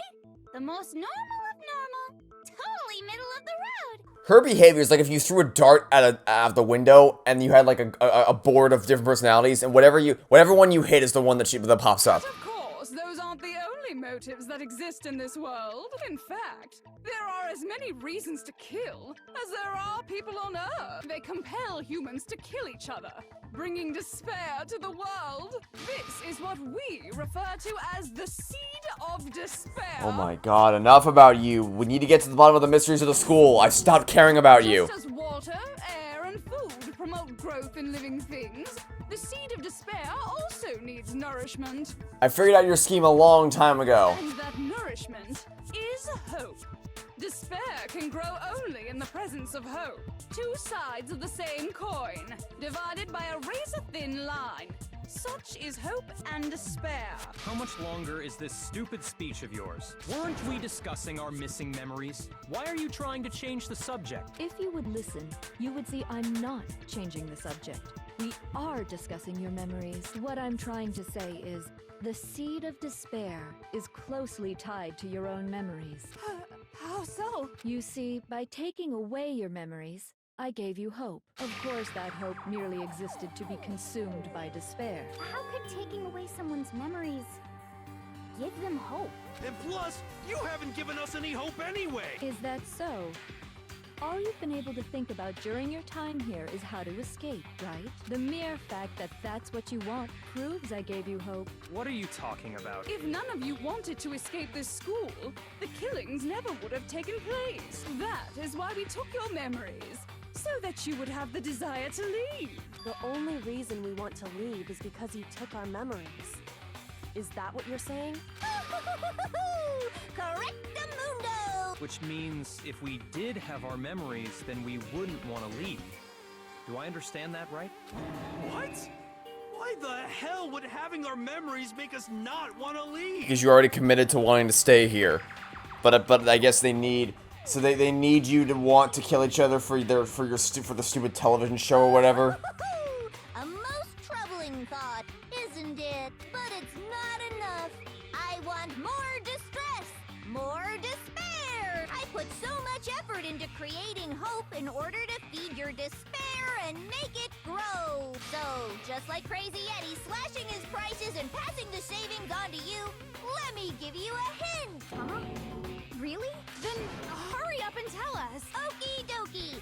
Like they say, seeing is believing. I'd like for you to see the outside world. Here we go. Now things are getting interesting.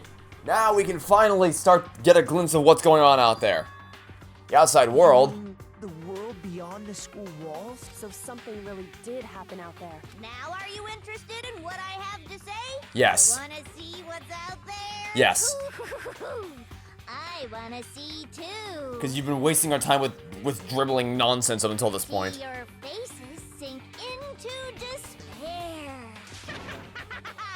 Now then, open sesame! Behold, the world beyond the school walls! This is the outside world you've all been so anxious to claw your way back into.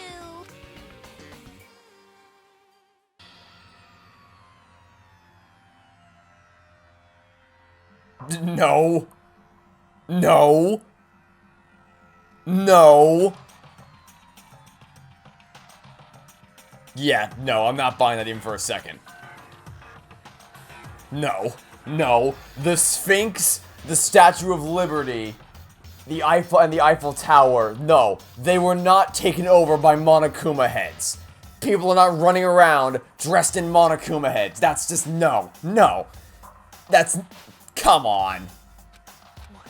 What the... Come on, game. Dangerous. The world has grown so very dangerous.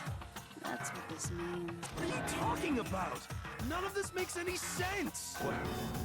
What am I looking at? This is a scene from a movie or something, right? What you just saw, all of you should recognize it. We should recognize it? What about you recognize? The whole thing is insane. The world is locked away within the memories that were taken from you. If you can't remember, please just try. Do your best to try and recall. Just tell us what happened. We don't have all day here, people. Better kick your brain in the ass. Oh my god. Whether you live or die. I don't remember. Ain't a fucking excuse no more. Cause now it's time Okay, so you've created a situation where we can only win if we remember, following you having taken our memories. Okay. We were already in the final class trial. Are you kidding me? There's still... Oh my god, we're not done. Oh my god, there's more. Why is there more? Why is there more? Oh, good lord. Bitches, remember or die. What the fuck happened outside? Oh, wait a minute. Or whatever, but when it comes to that crazy, confusing video you showed us, I don't understand a damn. Is this really going to be the thing here because Genocide Jack's memory doesn't match? That we can... Wait, time's up. What? What? How is time up? What? What? Wait, what? I refuse to give up yet. What? I wasn't paying attention at all. How the hell did we run out of time? Okay, whatever. Let's try again, I guess. Okay, so I get the sense that since Genocide Jack's memory, let me read this again to make sure I'm not misremembering this. Genocide Jack's memory. It would seem that while Toko and Genocide Jack share certain fundamental knowledge, their individual memories are separate. Is the big twist going to be that Genocide Jack or Genocide Jill, because her memories, they didn't wipe her memory, which that doesn't. There's no way that's not how cerebral knowledge is obtained. But okay, in this game's bizarre logic, it's going to be like they only wiped Toko's memory, not Genocide Jill's, which I don't even. Okay. When it comes to that crazy, confusing video you showed us, I don't understand a damn thing! What's the meaning of the footage we saw? Is this another one of your practical jokes? I mean, you're telling us to remember, but what am I supposed to be remembering? Nobody can remember anything. No, that's wrong.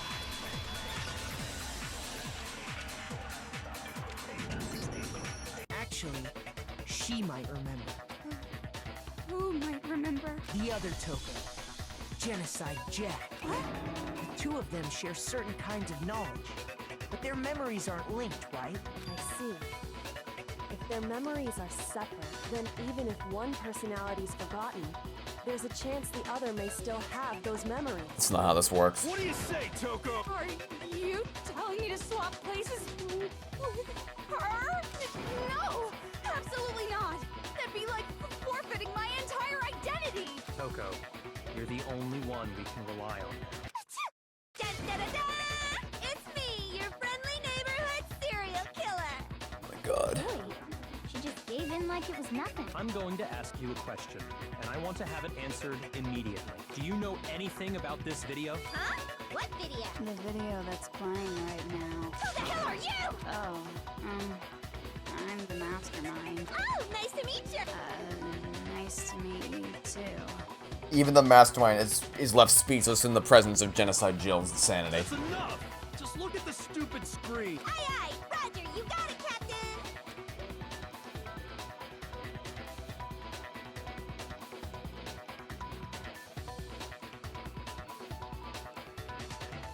Well, does it look familiar? I don't have all the details, but of course it does! Then you remember all the stuff it's showing? Of course I do! So you didn't lose your memory after all. Then why didn't you say something earlier? I only answer questions when someone bothers to ask me. I'm the quiet type, you know? I guarantee you I can find a contradiction with that. I haven't been keeping track, but I guarantee you if I search through the script, I can find a contradiction with that statement. Oh my god, she's the worst liar in the world. More importantly, if you really do remember, what is it? Huh? What's the matter, Master? Do you really not remember the tragedy? Just tell us. Tragedy? Oh no! You seriously forgot? Oh my god, we don't have all day here. Answer the question. What happened out there? Well, I can't really say if it happened or if it's still Just happening. tell us what you remember. The biggest, most awful, most tragic event in human history. That's not specific. Why is that phrase coming up now? Because it's all because of that event. What is? Are you serious? I'm talking about the way the Stop world beating around the bush and just get to the bottom of it. Yes, I got that. I got that 3 chapters ago. But what happened? Explain yourself. Copy that, darling. Okay, so this big, awful, tragic event, they started just calling it the tragedy, happened. What is the tragedy? It was so big and so bad that even this murderous fiend went. Can you give me even one specific detail? I guess you could say what happened was man-made. But it was more on the level of a worldwide natural disaster. You know, specifics tend to help when you're describing these things. Either way, there's no doubt that it was the biggest, most Oh awful, my most god, tragic stop event being that vague. was in basically no time flat. The world turned out the way it did, and that's that. We already knew all that! We didn't learn anything new! There is to it? Come on! There wasn't a single concrete description in there! What a waste of time. So happens I don't know any of the specifics. Wonderful. Rose saw it all play out in real time, so why don't you ask her? We already did, and she didn't know anything. That's why we're asking you. Useless. I couldn't live up to Master's expectations! This is useless. Okay, that's enough of your little lover's quarrel. Whatever happened, it doesn't matter at this exact point in time, right? The end justifies the means. Everything serves the outcome. The world has ended. That's the important thing.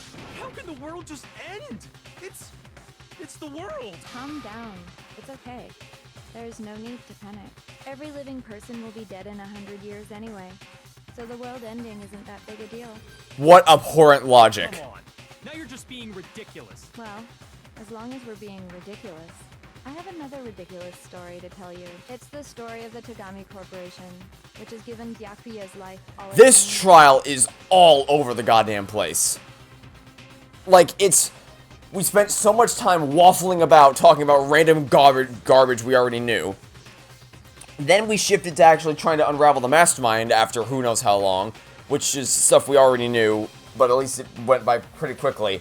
Then the mastermind revealed herself, and then we waffled around for a little bit more about other garbage that we didn't need to discuss. And now we're talking about the tragedy. We spent a solid 5 minutes trying to get to the bottom of that, despite the fact that we didn't learn any new information from that. And now we're bouncing back to Byakuya. This trial is all over the damn place.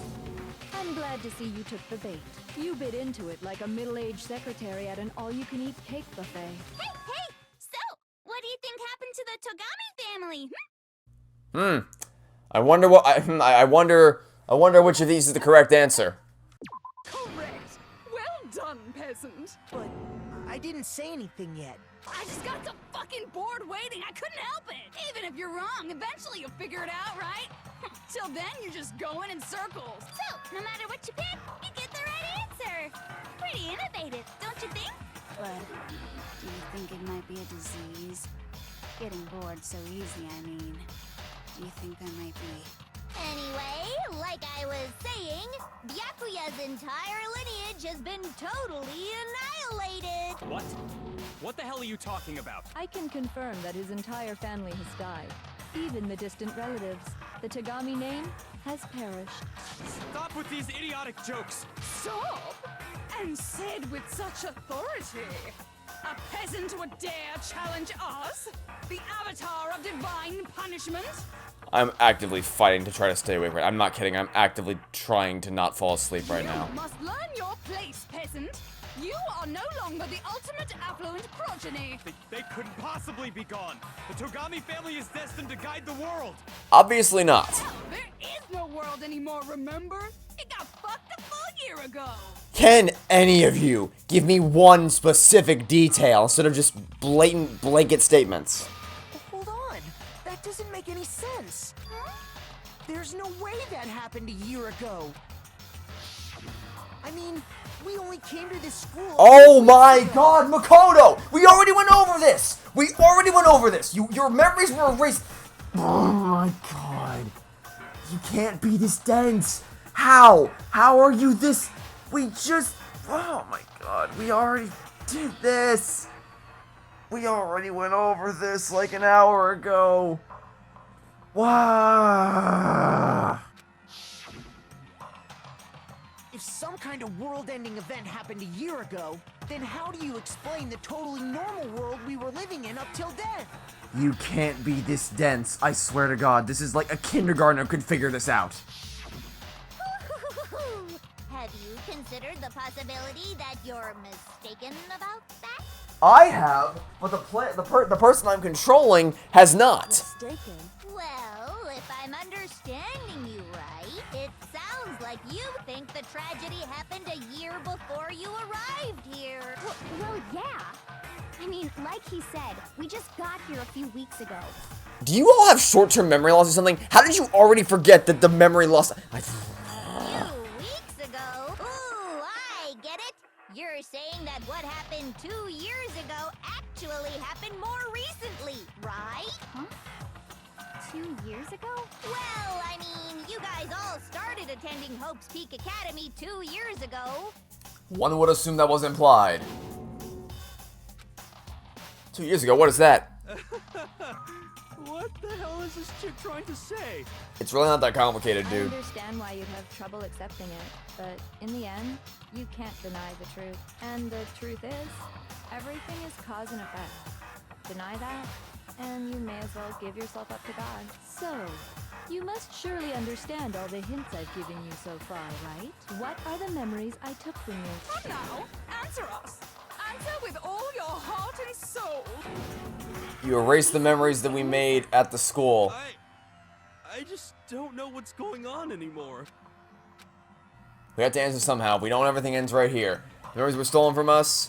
If what Joker says is true, if we first came here 2 years ago, the rest of us only remember getting here within the last few weeks or so. The memories you took from us is our life at Hope's Peak, as I thought everybody already knew based on the group photos that keep popping up through the entire game.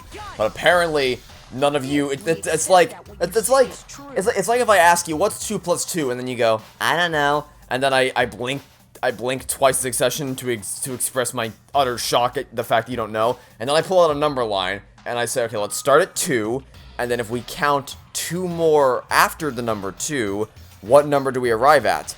And then you go 4, and then I'm like, yes. So 2 plus 2 equals, and then you go, I don't know, and it's like, buddy. How have you not made this connection yet? We've all lost our memories of the last 2 years after coming to this school. It feels like it took you 2 years to arrive at that damn conclusion. Nope, no. I mean, no matter what anyone said. Another correct answer. Seriously? We've lost 2 years worth of memory? That's right. You've already spent 2 full years here at Hope's Peak Academy. And that entire period of time is precisely what you've forgotten. I don't remember the last 2 years of my life. That's not possible. I want to think that too. I don't want to believe it. That's nothing but our desire. I don't want to believe. I want it to be impossible. But if it's the truth, then we have to accept it. Alright. Back at it again. Oh, good God. 7 again, huh? Okay. Notebook, pocketbook. It's probably going to be the notebook because we need proof that we were... Oh, Jesus Christ. Why is there so much? Why is there so much? Hell no! That's impossible! I mean, I haven't gone to any awesome school events. It's probably going to be this because we need proof that we were here. I've never even gone to a single class! This is all just surreal. Oh, I hate this mechanic. Why? How freaking old am I hate it. I hate this. I hate it. I despise this. With the fiery passion of 1,000 suns. Okay, look. In case anyone is confused as to where I stand right now, I have enjoyed the hell out of this game. Without a shadow of a doubt. I'd be lying if I told you I didn't have fun playing this. I really had a blast playing through this. But good God, this final trial is an absolute slog to get through. And the final battle should not feel like a slog. And I'm not saying it because we're almost at 2 hours in the recording. I'm saying it because it's been all over the place, a bunch of waffly bullshit that we already figured out 3 chapters ago. This notebook right here. Huh? Hey, why is my name written on it? I found it in the locker room on the 2nd floor. If you don't mind, could you take a look inside? Sure, whatever you want. But I've never seen this notebook before in my life. What's up? Is something wrong? It's kinda similar. No, Even more than that. This is absolutely my handwriting, without a doubt! But how is this? I don't remember ever writing in this thing! No! No way!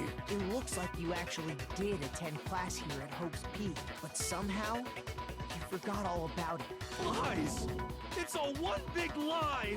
I don't want to believe it either. But there's also no explanation for this pocketbook. And whose pocketbook is that? It's mine. And the handwriting inside is also mine. There's no doubt about it. But just like Hiro, I have no memory of ever writing in it. And the reason for that is the 2 years of missing memories?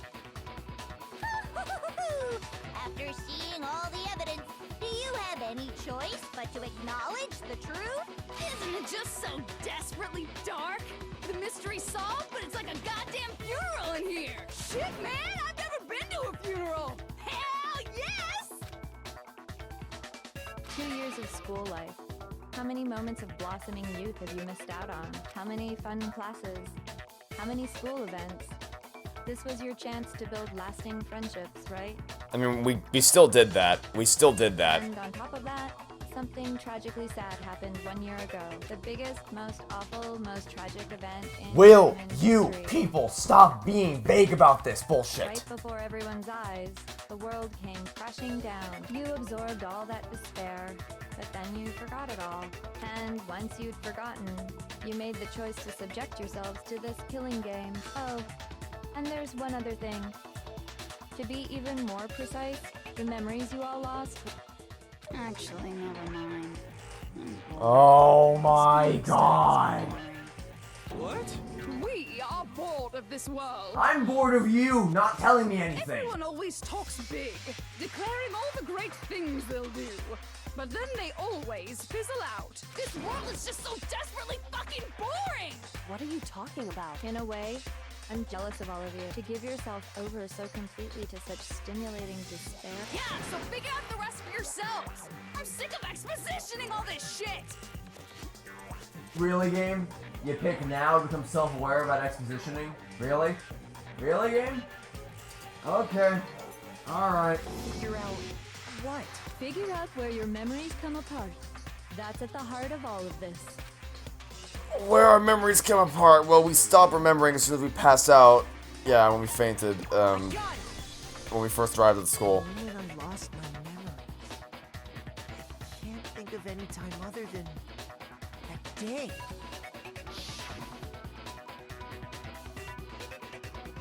When I first came to the gates of this school and stepped foot in the main hall, when I passed out, I was overcome with a strange sensation.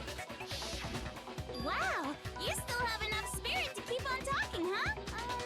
So I don't know much about the details, but it seems like everyone remembers passing out, right? And your sense of time got all messed up because of the memory loss after that? I guess it must have been something like that. After I passed out, I woke up in a classroom with my head on a desk. I assumed not much time had passed since I'd collapsed in the main hall.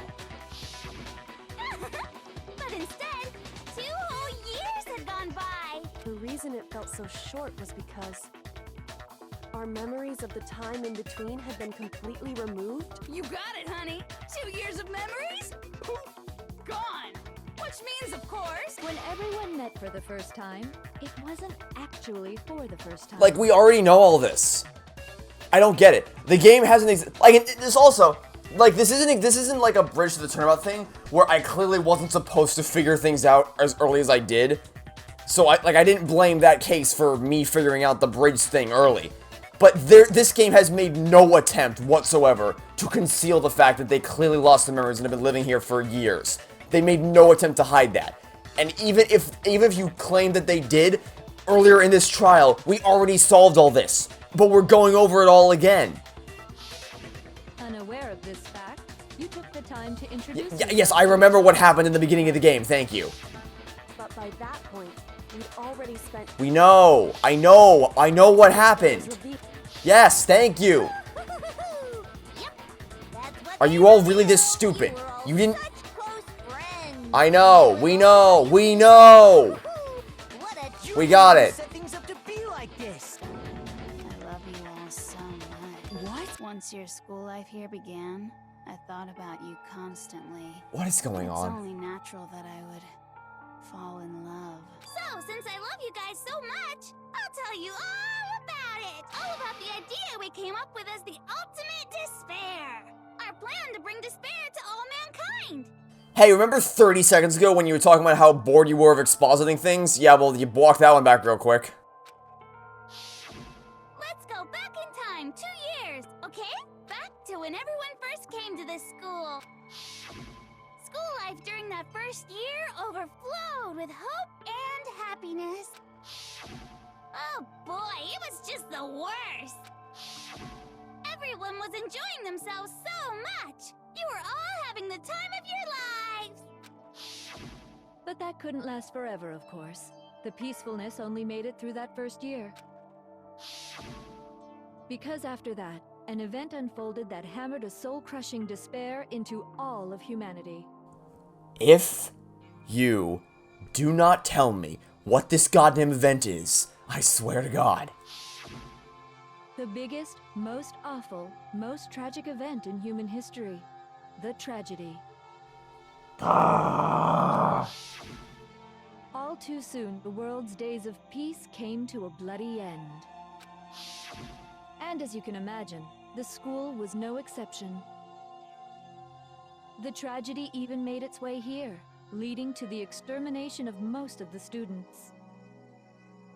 What are you? What do you mean? The most tragic event in human history, and the ultimate despair that caused it. I can't believe it's all because of just you and Mukuro. Was it some kind of organization? An angry mob? An incredibly motivated family? You have a point. If I had to describe it, it was none of those. How can I put it? It was more of an ideological thing. Despair is contagious, you know. It's almost like a natural phenomenon. Everyone is capable of it, and now the entire world has fallen into despair. In other words, if you see despair as the enemy, then your enemy is the world itself. I just don't understand why. We didn't ask you to try to understand. This was a tangent anyway, unrelated to the matter at hand. Okay, so let's get back to the story. Hope's Peak had taken so much damage. You guys were the only survivors. The members of the 78th class of Hope's Peak Academy were the only ones left. And then, something super neat happened. Now pay attention, because this is important, and I'm only gonna say it once. So guess what? To protect everyone who had survived, Hope's Peak was transformed into a shelter. That's right. It was transformed into a shelter. You said it twice, not once. I said it twice. Now, someone was responsible for that transformation. The headmaster. Do any of you know who that? Obviously the headmaster. Obviously it was the headmaster. I got it! It could only have been the headmaster of Hope's Peak Academy. He wanted to turn the school into a shelter to try and protect us. To protect us from the despair and tragedy taking place outside. That's why he asked us to make that promise, to say that we were willing to live in this school forever. We believe he had something like that in mind, yes. I mean, at that point, that's not living. That's just surviving. If you, the collective hope of a new generation, could survive, maybe the world could have a fresh start. Yeah, the headmaster put that much faith in you. And because we had that same hope, that's why we all agreed to live here forever. But creating the shelter was also his single biggest mistake. It's laughable, really. He was the headmaster, but he had no idea. He had no idea that we, the ultimate despair, had already made our way into the school. So what was supposed to be a shelter to keep you safe became a cage that made it impossible for you to escape despair. I have to say, it really helped me out a lot. It saved me a ton of time. By the way, it was you yourselves who blocked off the windows, the doors, all the exits. Under the headmaster's direction, you all went about your work like obedient little sheep. You mean we trapped ourselves in here? And then you forgot all about it and started bitching about how you were trapped in here. Once you'd finished building your little shelter, it was time for me and Mukuro to get to work. And thus began the killing game. Me and Mukuro had come here, spending the last 2 years waiting for that moment. That moment where you all began killing each other served as the climax of our global despair plan. Okay, let me try to recap what we just learned. So, once upon a time, the two Wonder Twin sisters decided that they wanted to cause the whole world to kill itself and become a global wasteland. And to accomplish this goal, they both applied. Both of them applied for a prestigious elite academy of only the best of the best. Both of them were accepted, and they both got in. I just said the same thing twice. They were both accepted, and they're here, and they're part of the group, and they made friends or whatever. Then they waited for a year for the world to come crashing down all around. Sorry, they waited 2 years for the world to come crashing down around. I don't know why they waited 2 years, but they waited 2 years. Then okay, so something happens. It would be really helpful if we knew what happened. Something happens, and the school was attacked, and somehow the entire class 78 survived. So then they turned including the headmaster. Then they all turned the school into a shelter. So the plan all along was to trap the smartest people in the world in an environment, and so that the smartest people would be the sole survivors of a nuclear apocalypse or whatever bullshit happened, and then make them kill each other just to convince everyone else that life is over and despair's. What is this plan? What is this plan? This plan makes no sense. What is this plan? And the only reason you survived the tragedy was so that you could be a part of it. You let us live, so we could go around killing each other? Is that what you're saying? Why? Why would you do that? Because this was so much more than a simple high school deathmatch. Spoken as if that's a normal thing. Rather, it was a method to hunt down and destroy every last remaining speck of hope in the world. What are you saying? Well, it would seem that there's a little bit left out there. A few souls unwilling to give up hope. So I thought I should show them, which is why Well, why don't you tell me? Which is why you hijacked the airwaves and you broadcast our little Danganronpa adventure for the world to see. Which is, so, rather than just killing off the Hope Peak students so that the world would be like, hey, they were our only hope, they're dead now. You had them, you realize that, okay, we're about to undo your scheme. Obviously, we're about to undo your scheme. But we would never have had the chance to do that if you would just killed us outright. And the world would have already given up hope, probably, by your logic, because the brightest students and the best hope for the future would have already been dead. What do you not understand about this? Oh my god, what is this plan? What is this plan? Okay, see, hijack. It's hijack. This, I need a word puzzle to calm down after the atrocity that was this section. Okay. Jay's here. No, it disappeared. Okay, fine. There's another attempt right there, and we're done. What? I pressed the A. I did it again. That's 2 in a row. 2 in a row. Okay, there we go. Took 3 tries. 3rd time's the charm. You're talking about you hijacking the airwaves, aren't you? Uh-huh. That's exactly what I'm talking about. To show the world the murders taking place at this school, which was meant to be a symbol of hope. That was the whole point of the ultimate despair. When I said climax, that was what I was talking about. The world watched as you fell into despair. and began to kill each other one after another. Yeah, and now they're watching us rise up against your bullshit, and we're about to take down your scheme. What an ingenious plan, you moron. Despair is as contagious as any disease. Any hope left turns to despair. Isn't the power of television just amazing? By the way, since we started broadcasting, a whole bunch of people have tried to come and rescue you. Are you serious? But utilizing the heavy weaponry I installed around the school grounds, I had no problem expelling them. Expelled them? I have to thank you all. They were a relentless bunch, refusing to give up on hope and trying to force their beliefs on the world. But in the end, I was able to give them the final despair. Death. So you just used us? To bring despair to everyone in the outside world? Well, sure, but I also gave you a second chance at life, right? So it's like, give and take. Give and take? You're so full of shit! Even Makoto knows your plan is bullshit. There's a reason I chose you guys to survive when all the other students were dropping like flies. I mean, we built up 2 years of memories together. You were all my treasured classmates. Sorry, that's a lie.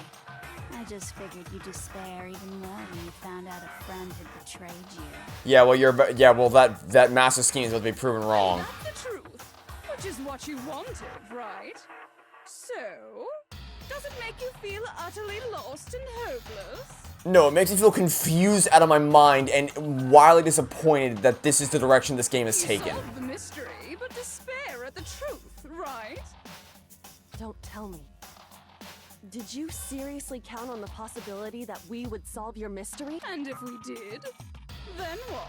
Then you're all even stupider than I thought you were, because we've already demonstrated that the first thing we bonded together and our whole thing is to solve the mystery and get out of here. We know what happened now. We know the whole thing, except whatever the tragedy is, which no one's gonna goddamn tell me apparently. And our plan is still to escape and overthrow this stupid bullshit that you're trying to pull. I don't know what you thought was gonna happen. What did you think was gonna happen? World of despair was so we could experience one last class trial. Did you think we'd find out that you betrayed us and like we didn't get to know you. We don't know you. We forgot.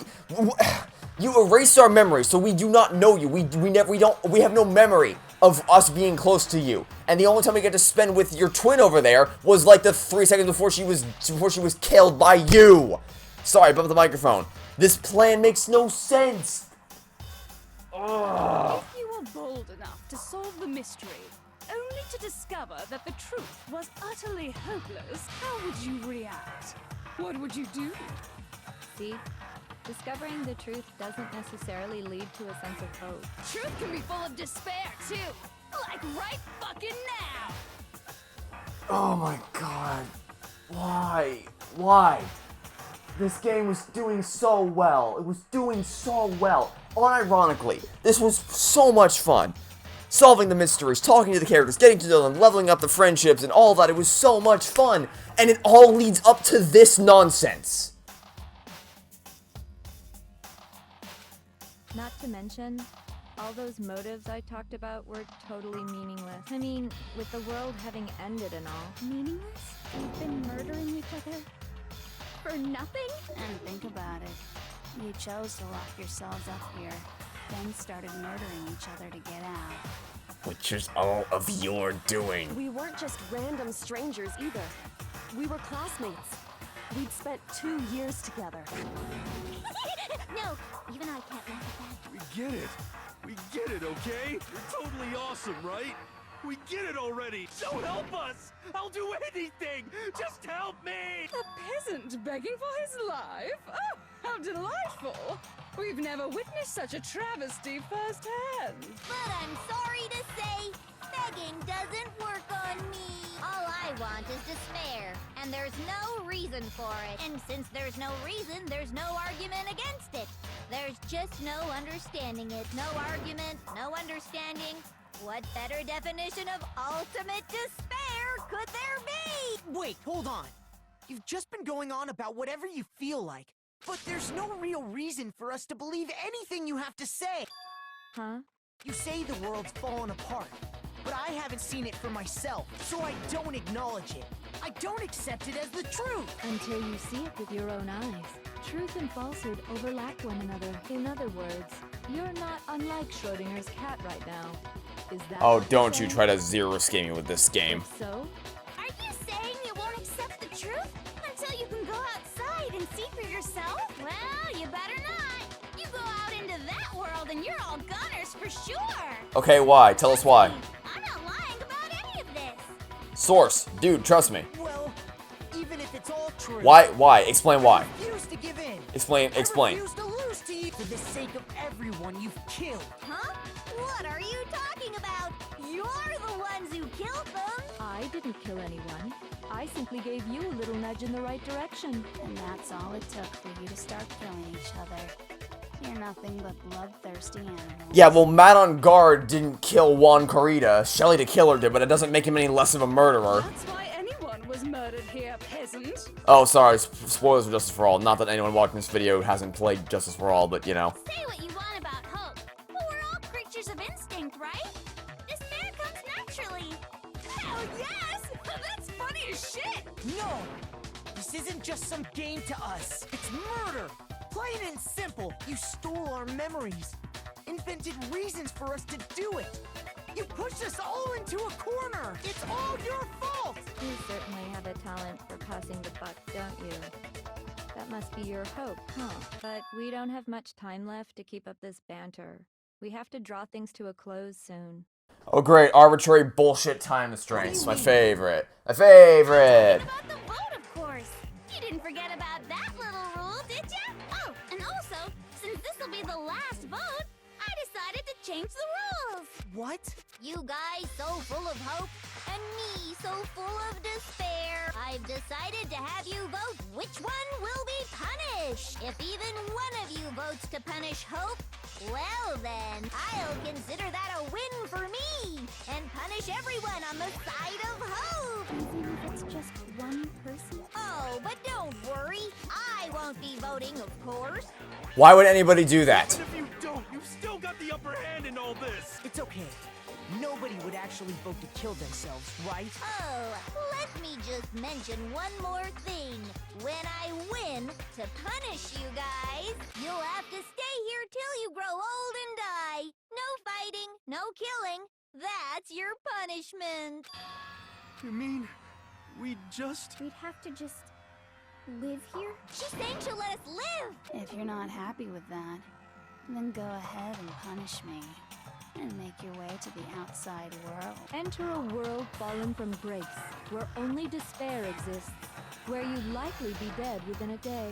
We don't know what's out there because you haven't told us. What are you saying? But we have to try. No matter what, we're doomed. We're here because we believe we could fix the world, so we have to try. I just got hit with an inspiration bomb. Our choices are cower here and do nothing or go out there and try to save the world. What do you think we're gonna choose? Old age is boring as shit, right? The audience at home isn't gonna dig that at all. So, here's what'll happen. One of you will get to experience an instant, super impressive punishment. Can it be Peculiar? What? You can't just... I vote Peculiar. You mean to say you'll execute one of us? And I get to decide who's gonna have to suck it down. Makoto, you're up. Me? Yeah, you've been acting up, causing all kinds of trouble. I hate you! So let me make this clear. Everyone has two choices in front of them. If a single person votes for Hope to be punished, then only Makoto will receive a harsh punishment, and the rest of you will live here in peace. If, on the other hand, you desire to see us punished, then you must all leave this place. I will force you out, ensuring you all die horrible deaths in the outside world. What I'm saying is, if you sacrifice Makoto, the rest of you will get to live out your lives. No, you'll get to survive in a tin box. That's not living. What? Has your resolve softened? Have you lost confidence? Are you afraid of being punished? Don't you have faith in your friends? No, that's not it. It's okay. You're right to be afraid. It would seem all of those around you have realized the futility of going against me. It's so beautiful. Your lovely faces eroded by despair. come together as one. Besides, Yoko, you could never betray your father, could you? What? I mean, the headmaster's only wish was that all of you would survive, right? That's why he tried to trap you all here after all. The least you can do is try to honor your dead father's wishes. Kyoko! One person's despair is enough to seal your fate. Isn't that just the most hopeless outcome ever? So, who do you think's gonna give in? Whose despair is gonna sign your death warrant? No one. Nobody's gonna give in to despair! We're not gonna lose to you! So boring. Stubborn till the very end, huh? Well, that's fine. Then let's just hurry up and get it over with. It's time for the final vote. Everything will come to an end. Your stupid hope. And your stupid life. The final vote. This is it. 2.5 hours later, the ultimate confrontation. We have finally arrived. I have to show everyone. I have to make them remember. I have to convince them not to give up. To live in despair. That's not really living at all. And we're gonna do that through a non-stop debate. Okay, how exactly do you plan on what? What am I supposed to do? We won't give up. As long as there's hope, we'll never give up. Oh, I have to... God damn it. I probably have to absorb hope and then, like, shoot it at every person, right? To you. By the way, the air outside is totally polluted, you know. The only reason we're okay in here is thanks to the air purifiers in the physics lab. Yeah, that's what we gotta do. Okay, got it. That's what we gotta do. We have to go. We have to absorb the word hope and then shoot it at every single one of their little ellipses. Okay, let's go. We can do this. We can do this. Easy mode. Easy mode. Wait, what the? Oh, we lost a heart because we did nothing. Oh, that's nice. Lovely. Okay, awesome. I didn't want to. God damn it. Gimme. Thank you. Okay. Skip to Hina, or sorry, Hero. Fire away. There we go. That's one down. All my fortune-telling senses are telling me not to leave this place. But to live means moving forward, right? So even if it's hard, even if we're scared, we don't have any choice, do we? I want to keep on living. I want to open the next door. There must be something new waiting for me. So that's why, no matter what, I need to get out of here. The whole fortune-telling thing doesn't matter anymore. What matters is my own gut feelings. Okay, that's one down. And now I have to do this every single time, really. Wow.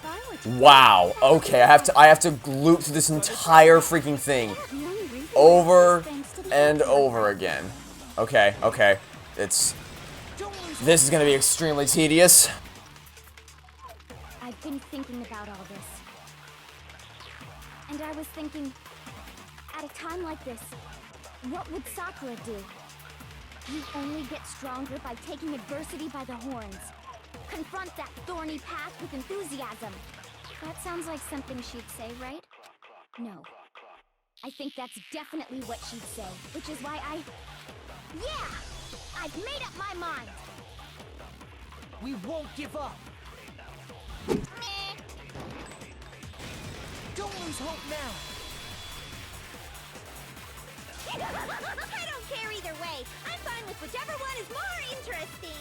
Actually, I may not look like it. I always hated school. Hell, no matter how I look, still hate it. Oh, but no matter what, Master has to come along with us.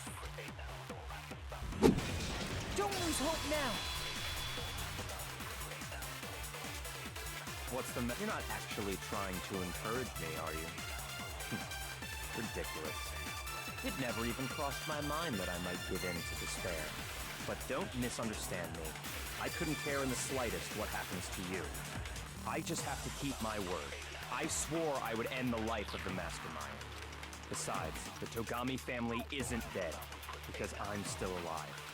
So until I can restore the Togami family and bring it greater glory than it's ever known, We won't give up. I sure am glad that we have to sit through this every single time. If I were to die, This sure is some quality game design. Okay, I'll love this Kyoko now. Don't you love how we have to literally loop through this every single time? Like, why? Okay, well, only one more to go. We took down Mikuya. Now all that's left is the final straw, Kyoko.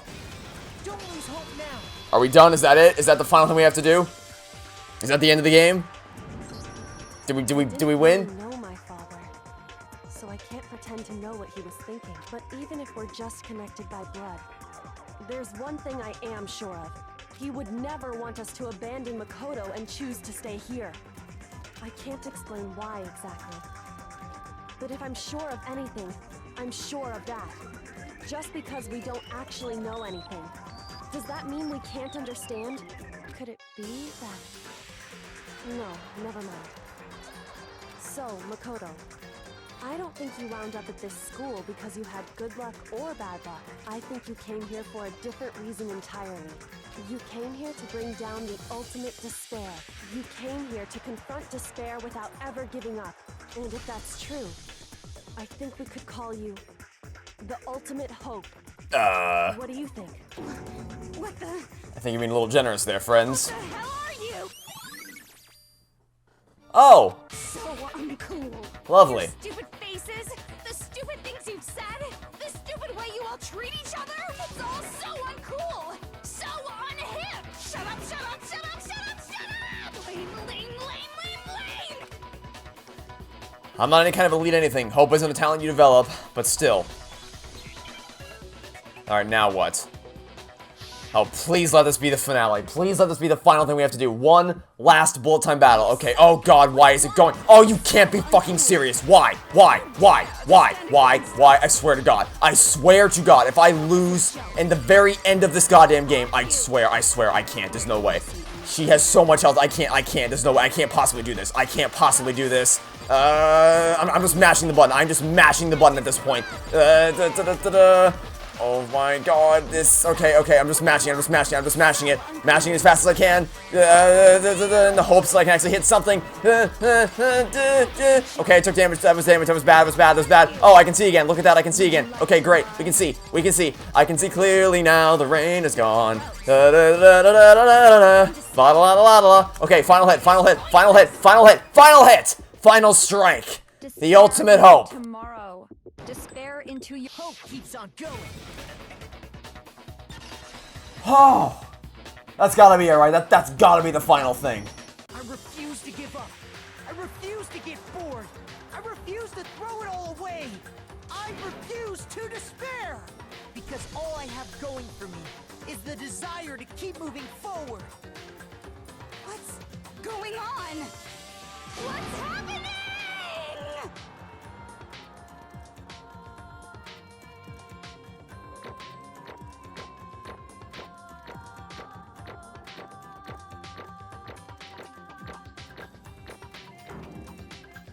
Ladies and gentlemen, that was the final strike for Danganronpa Trigger Happy Havoc. Now, finally, let's finish this game. Also, we got some more coins. Apparently. Not that it matters since we're at the end of the goddamn game, but you know.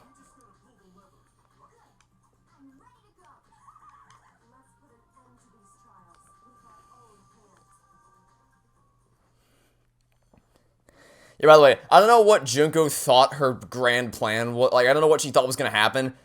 Based on how we behaved, we very clearly were not going to betray each other in the final moments of the game. I don't know what in the world I don't know what they thought they were doing, but... Ugh. You've lost, Junko. I don't even know what voice would I give you. I'll just go with the classic Junko voice because she has so many different behaviors that I may as well just add one more to the mix. I lost? Me? No way. It can't be. You still don't accept it? Even the ultimate despair herself is vulnerable to the onslaught of despair, it would seem. But there's no use trying to fight it now. Well, that's just... What? You are beyond saving. We came to this school 2 years ago, created our incredibly detailed plan. Yeah, incredibly detailed plan, but failed to account for basically anything. I even killed my own sister for it, for like no reason at all. To came this far, and fail at the very end? It's the most ultimate despair. What are you talking about? Don't you see? I was so hopelessly desperate. I was bored of this world the moment I was born. No, you didn't have the ability to process what boredom was when you were born. That's why I've been looking forward to this so desperately. This once-in-a-lifetime experience. Yeah, more like an end-of-your-lifetime experience. It's my first and last colossal despair. Here, at the moment of death. To have the chance to taste of the highest grade despair. The utter failure of my dreams. I'm so hopelessly happy right now. You can't. Is she enjoying this? Anyway, so are you prepared to admit defeat? You think I care whether or not I won or lost? You very clearly did, based on how you acted 30 seconds ago. Either way, it doesn't change a thing. Outside is only despair. Inside is only despair. No matter where you go, despair awaits you. That's not true. You're wrong. Let me tell you this right now. We no longer fear despair. Because we decided to enter the outside world with hope. Yeah, Makoto totally seduced us over to his side after what was about a 10-minute section of listening to the same thing over and over again. Everyone! You said that despair is as contagious as any disease, but the same is true of hope. All you have to do is look at us to see how true that is. Kyoko. Stop it. Stop it. I hate those faces you're making. Oh, so it does matter. Well, back that one down real quick. To see those awful looks cause me nothing but pain. Fine, let me just say one last thing. If you guys want to get all hung up on the word hope, that's no skin off my nose, but just be warned, from this point on, one despair after another will stand in your way. No matter where you run, no matter where you hide, maybe you'll find some hope, but there's a very fine line dividing that hope from bitter despair. Knowing that, you still plan to cling to your hope? Of course, because we... Shut up, that was our rhetorical question. You interrupted my monologue. I'm almost done though, so whatever. Because it's almost punishment time, right? Do you really intend to go through with this? That was the agreement, right? Hold on. It's not like I want you to die. You don't have to. Stop it. What? The act of living brings me no hope at all. I want now to taste that despair of death so they only get once in life.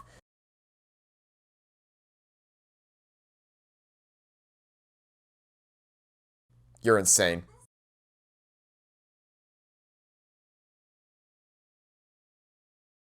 You're actually insane.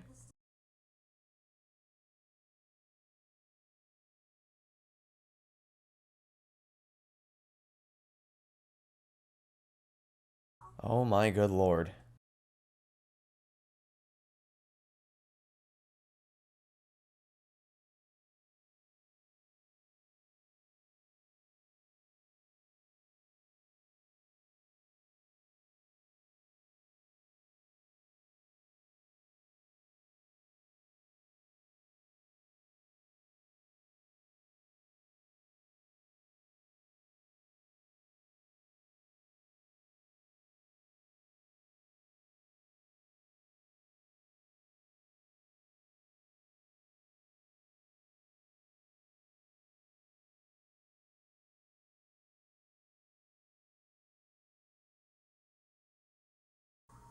Is it the amalgamation of everything, of every other... Yup.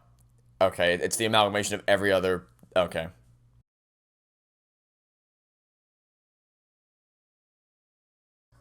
The fact that you're enjoying this is so far beyond disturbing, it's not even funny.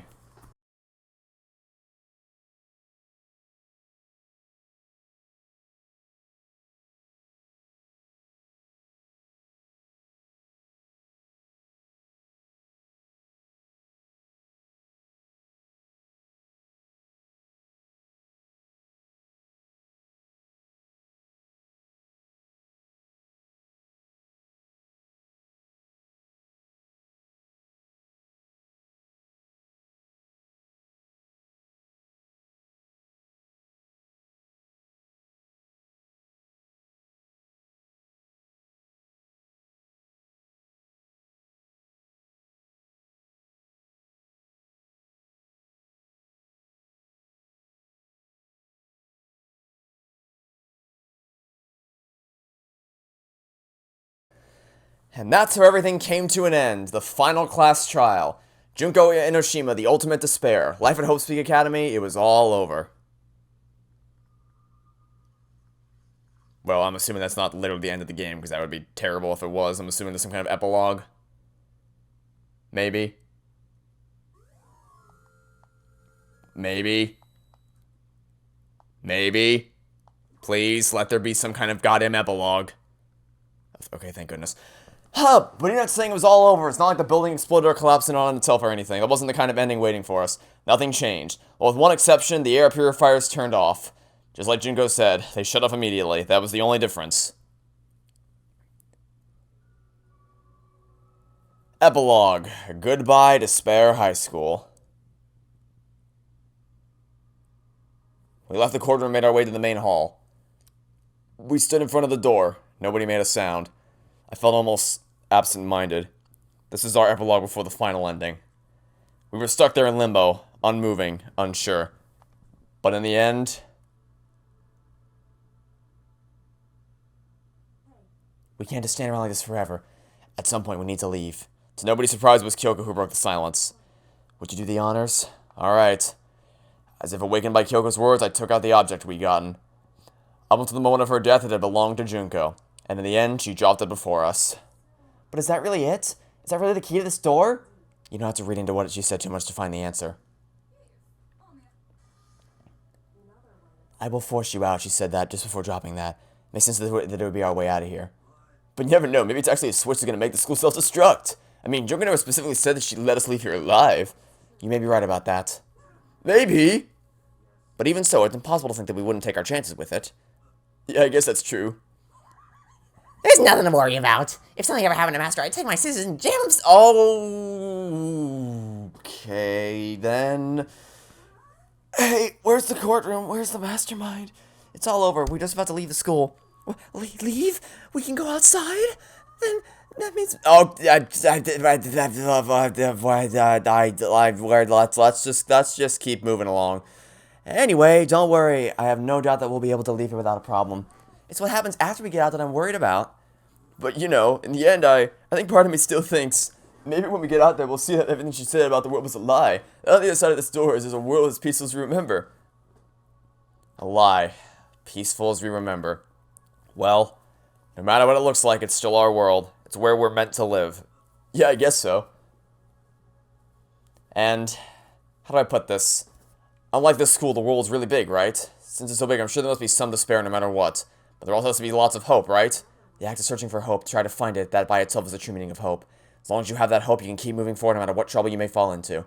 Is that what you mean, Makoto? That's pretty much the gist of it. I don't need any of you to spell it out for me. You know, Junko mentioned that there were still others out there who hadn't cast away hope just yet. Maybe I should find them and make them work for me. To rebuild the world, we must first rebuild the Togami dynasty. I'll go with you. I'll follow you anywhere you want to go. Well, my first stop's going to be the closest donut shop I figured... Of course it would be. And what are you going to do if there are no more donut shops? I'll just get some flour and make some myself. If there's no flour, I'll just grow some wheat. I get it now. If there's no road, he's got to build one. Creation. Fate is telling me to remake the world. That's my hope. I've reached the next stage. The next chapter of Yasuhiro's life story is about to begin. Thanks, Hina. You totally opened my eyes by talking about donuts. Hey, personal space, buddy. You're seriously creeping me out. Come on, Makoto. Even if everyone in the outside world is gone, even if the world is steeped in despair, as long as I have people like you around, I can face forward and keep moving. Well, well, well. Who'd have ever thought that of all people, Kyoko would be the one to say something like that? That's nice. If we can get out there and do something, have some sort of impact. But what can we do? There's so few of us and we're so small, so what can we do? No, we can probably do anything. Yeah, we can do anything.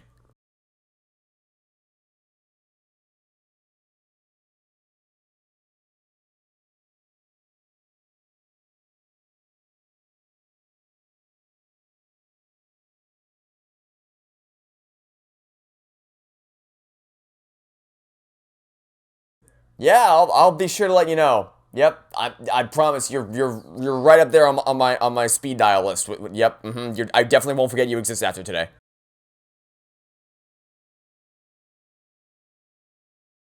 Yeah, I'll get right on that, buddy.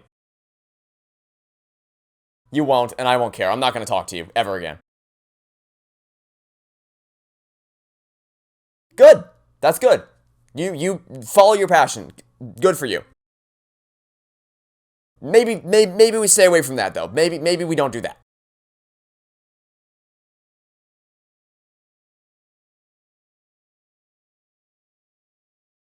Yeah, because you're just a sheep.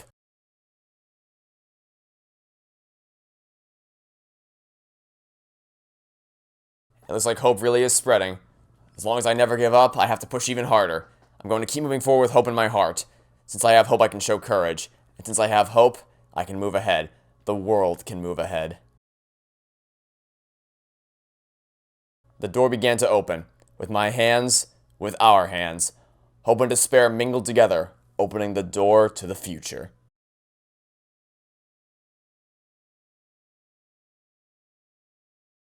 Oh, yes, more of that noise, please. Please, more of that. I would love to hear more of that noise.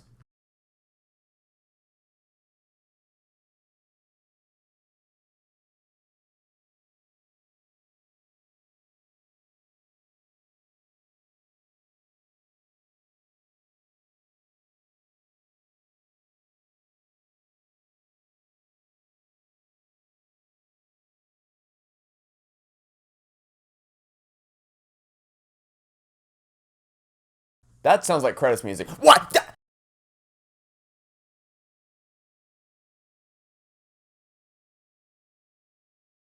Wow.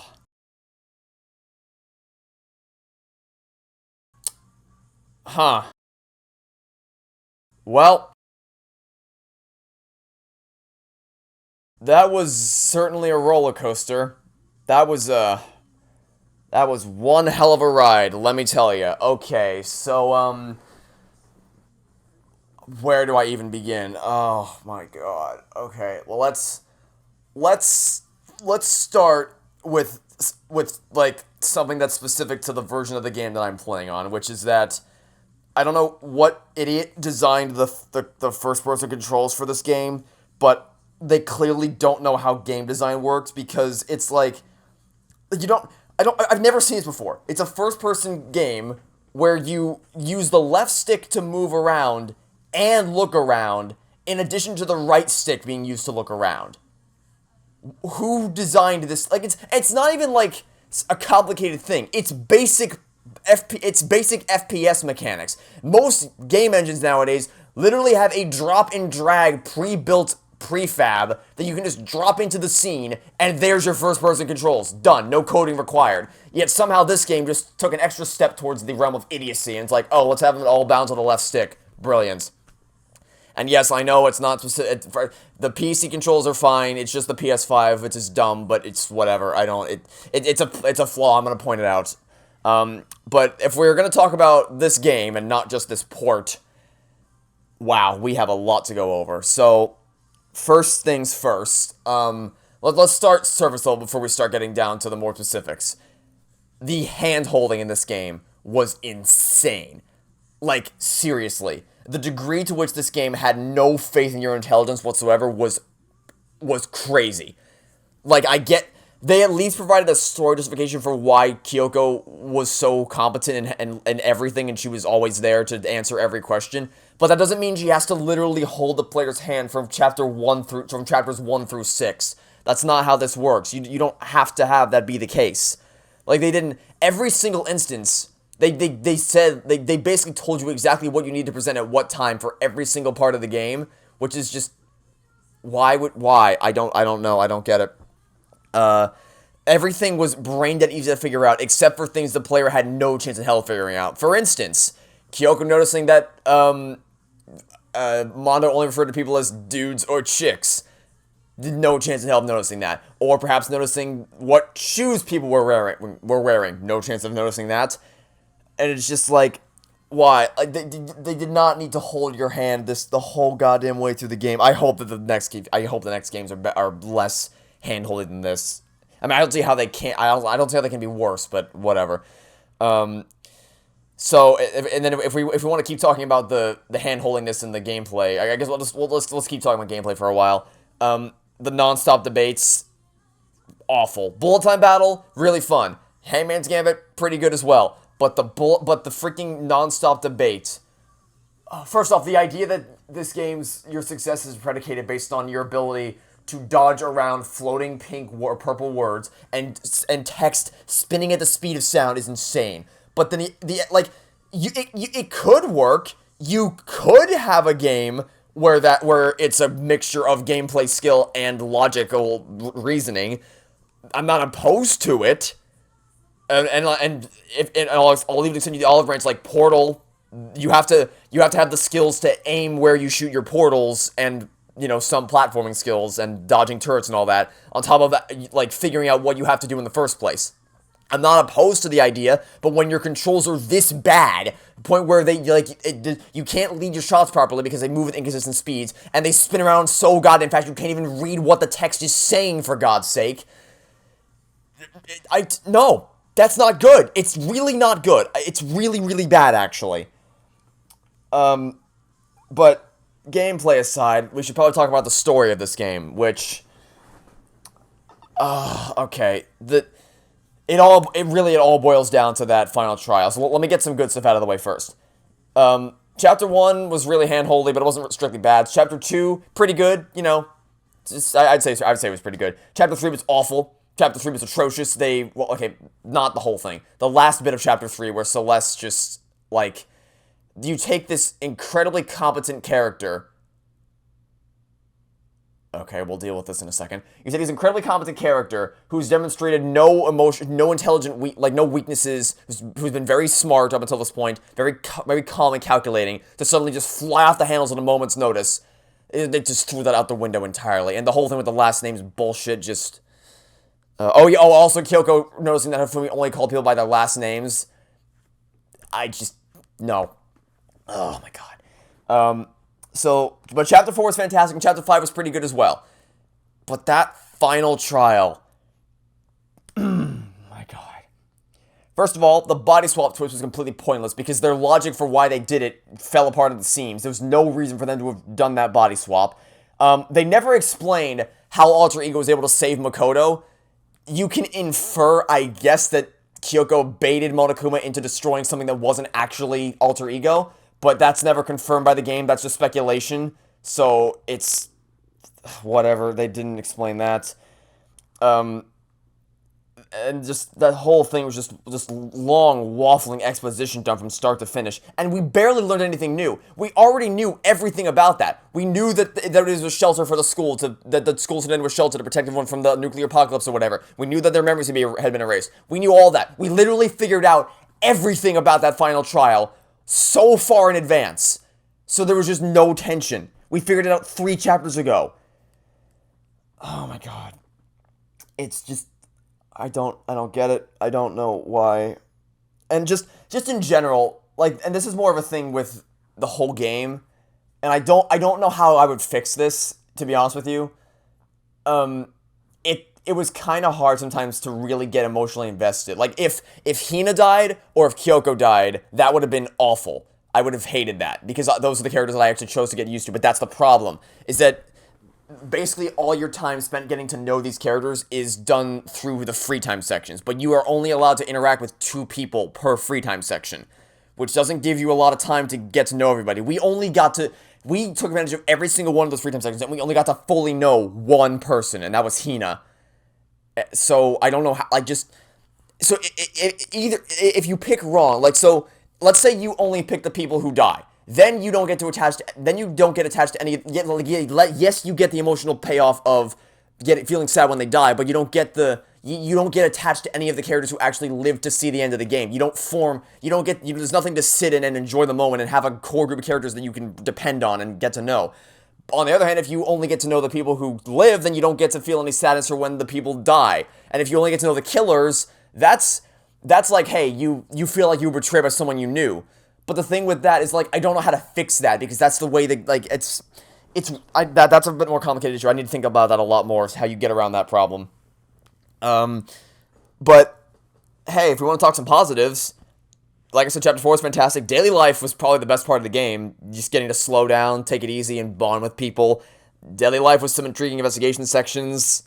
There is stuff here, and in case you can't tell, I had a blast playing this game. I really did. I really, really enjoyed this. A lot, actually. It's kind of so, visual novels have a way of allowing you to branch off, kind of. There were a lot of instances where I would just kind of stop to branch off and talk about something, whether it was my talk about, passion and doing what you love for a living, and the the fragility of being an entertainer in the earlier episodes, or just the thing I talked about with my grandfather in the with Kyoko in the room at the present.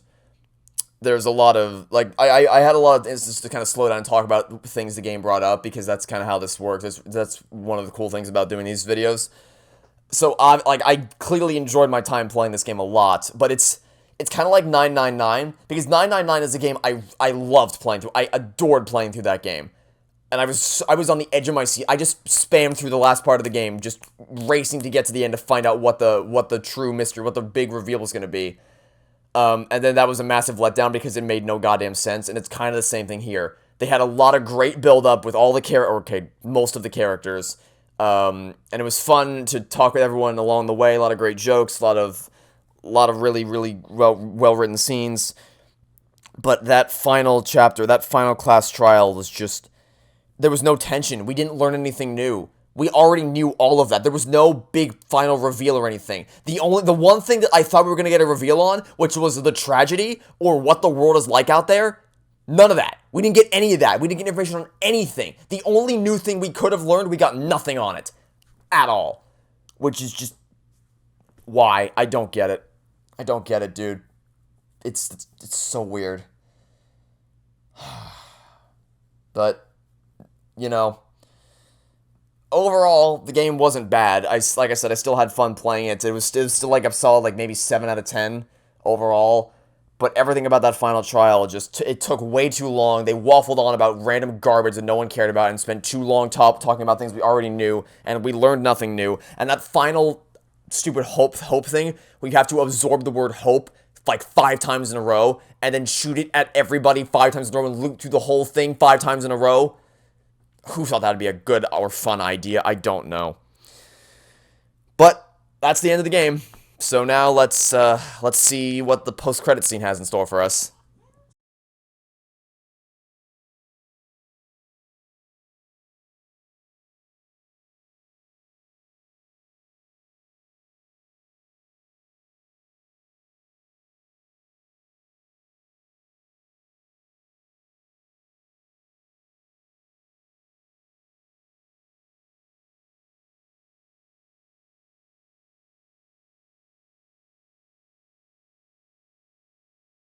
So he's sentient now? Okay.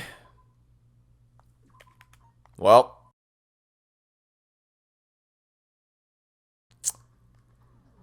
I guess that's it. We didn't...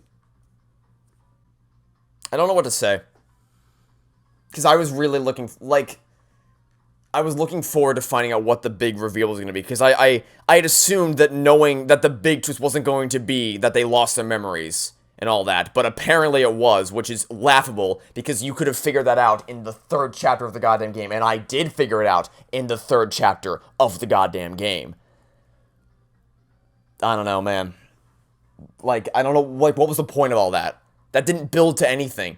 There was no reveal. There was nothing about that final section that felt like it had any weight whatsoever, because we already knew it all. And it's not like something the game tried to keep hidden. They made it very clear earlier in the game what that was going to be.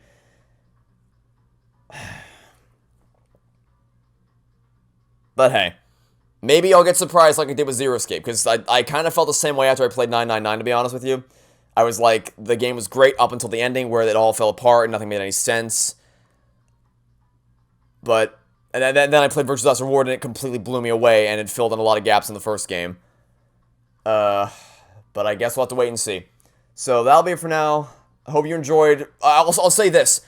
Above all else, I'm happy I came back to finish this game. I am very happy I came back to finish it, because I got to talk about a lot of things. I had a lot of fun talking to the characters, getting to know them, playing this. Again, I'm glad I finished what I started, and I am going to play the other 2 games. It just sucks that the game had to end on such a sour note. It could have been so good. Could have been so good.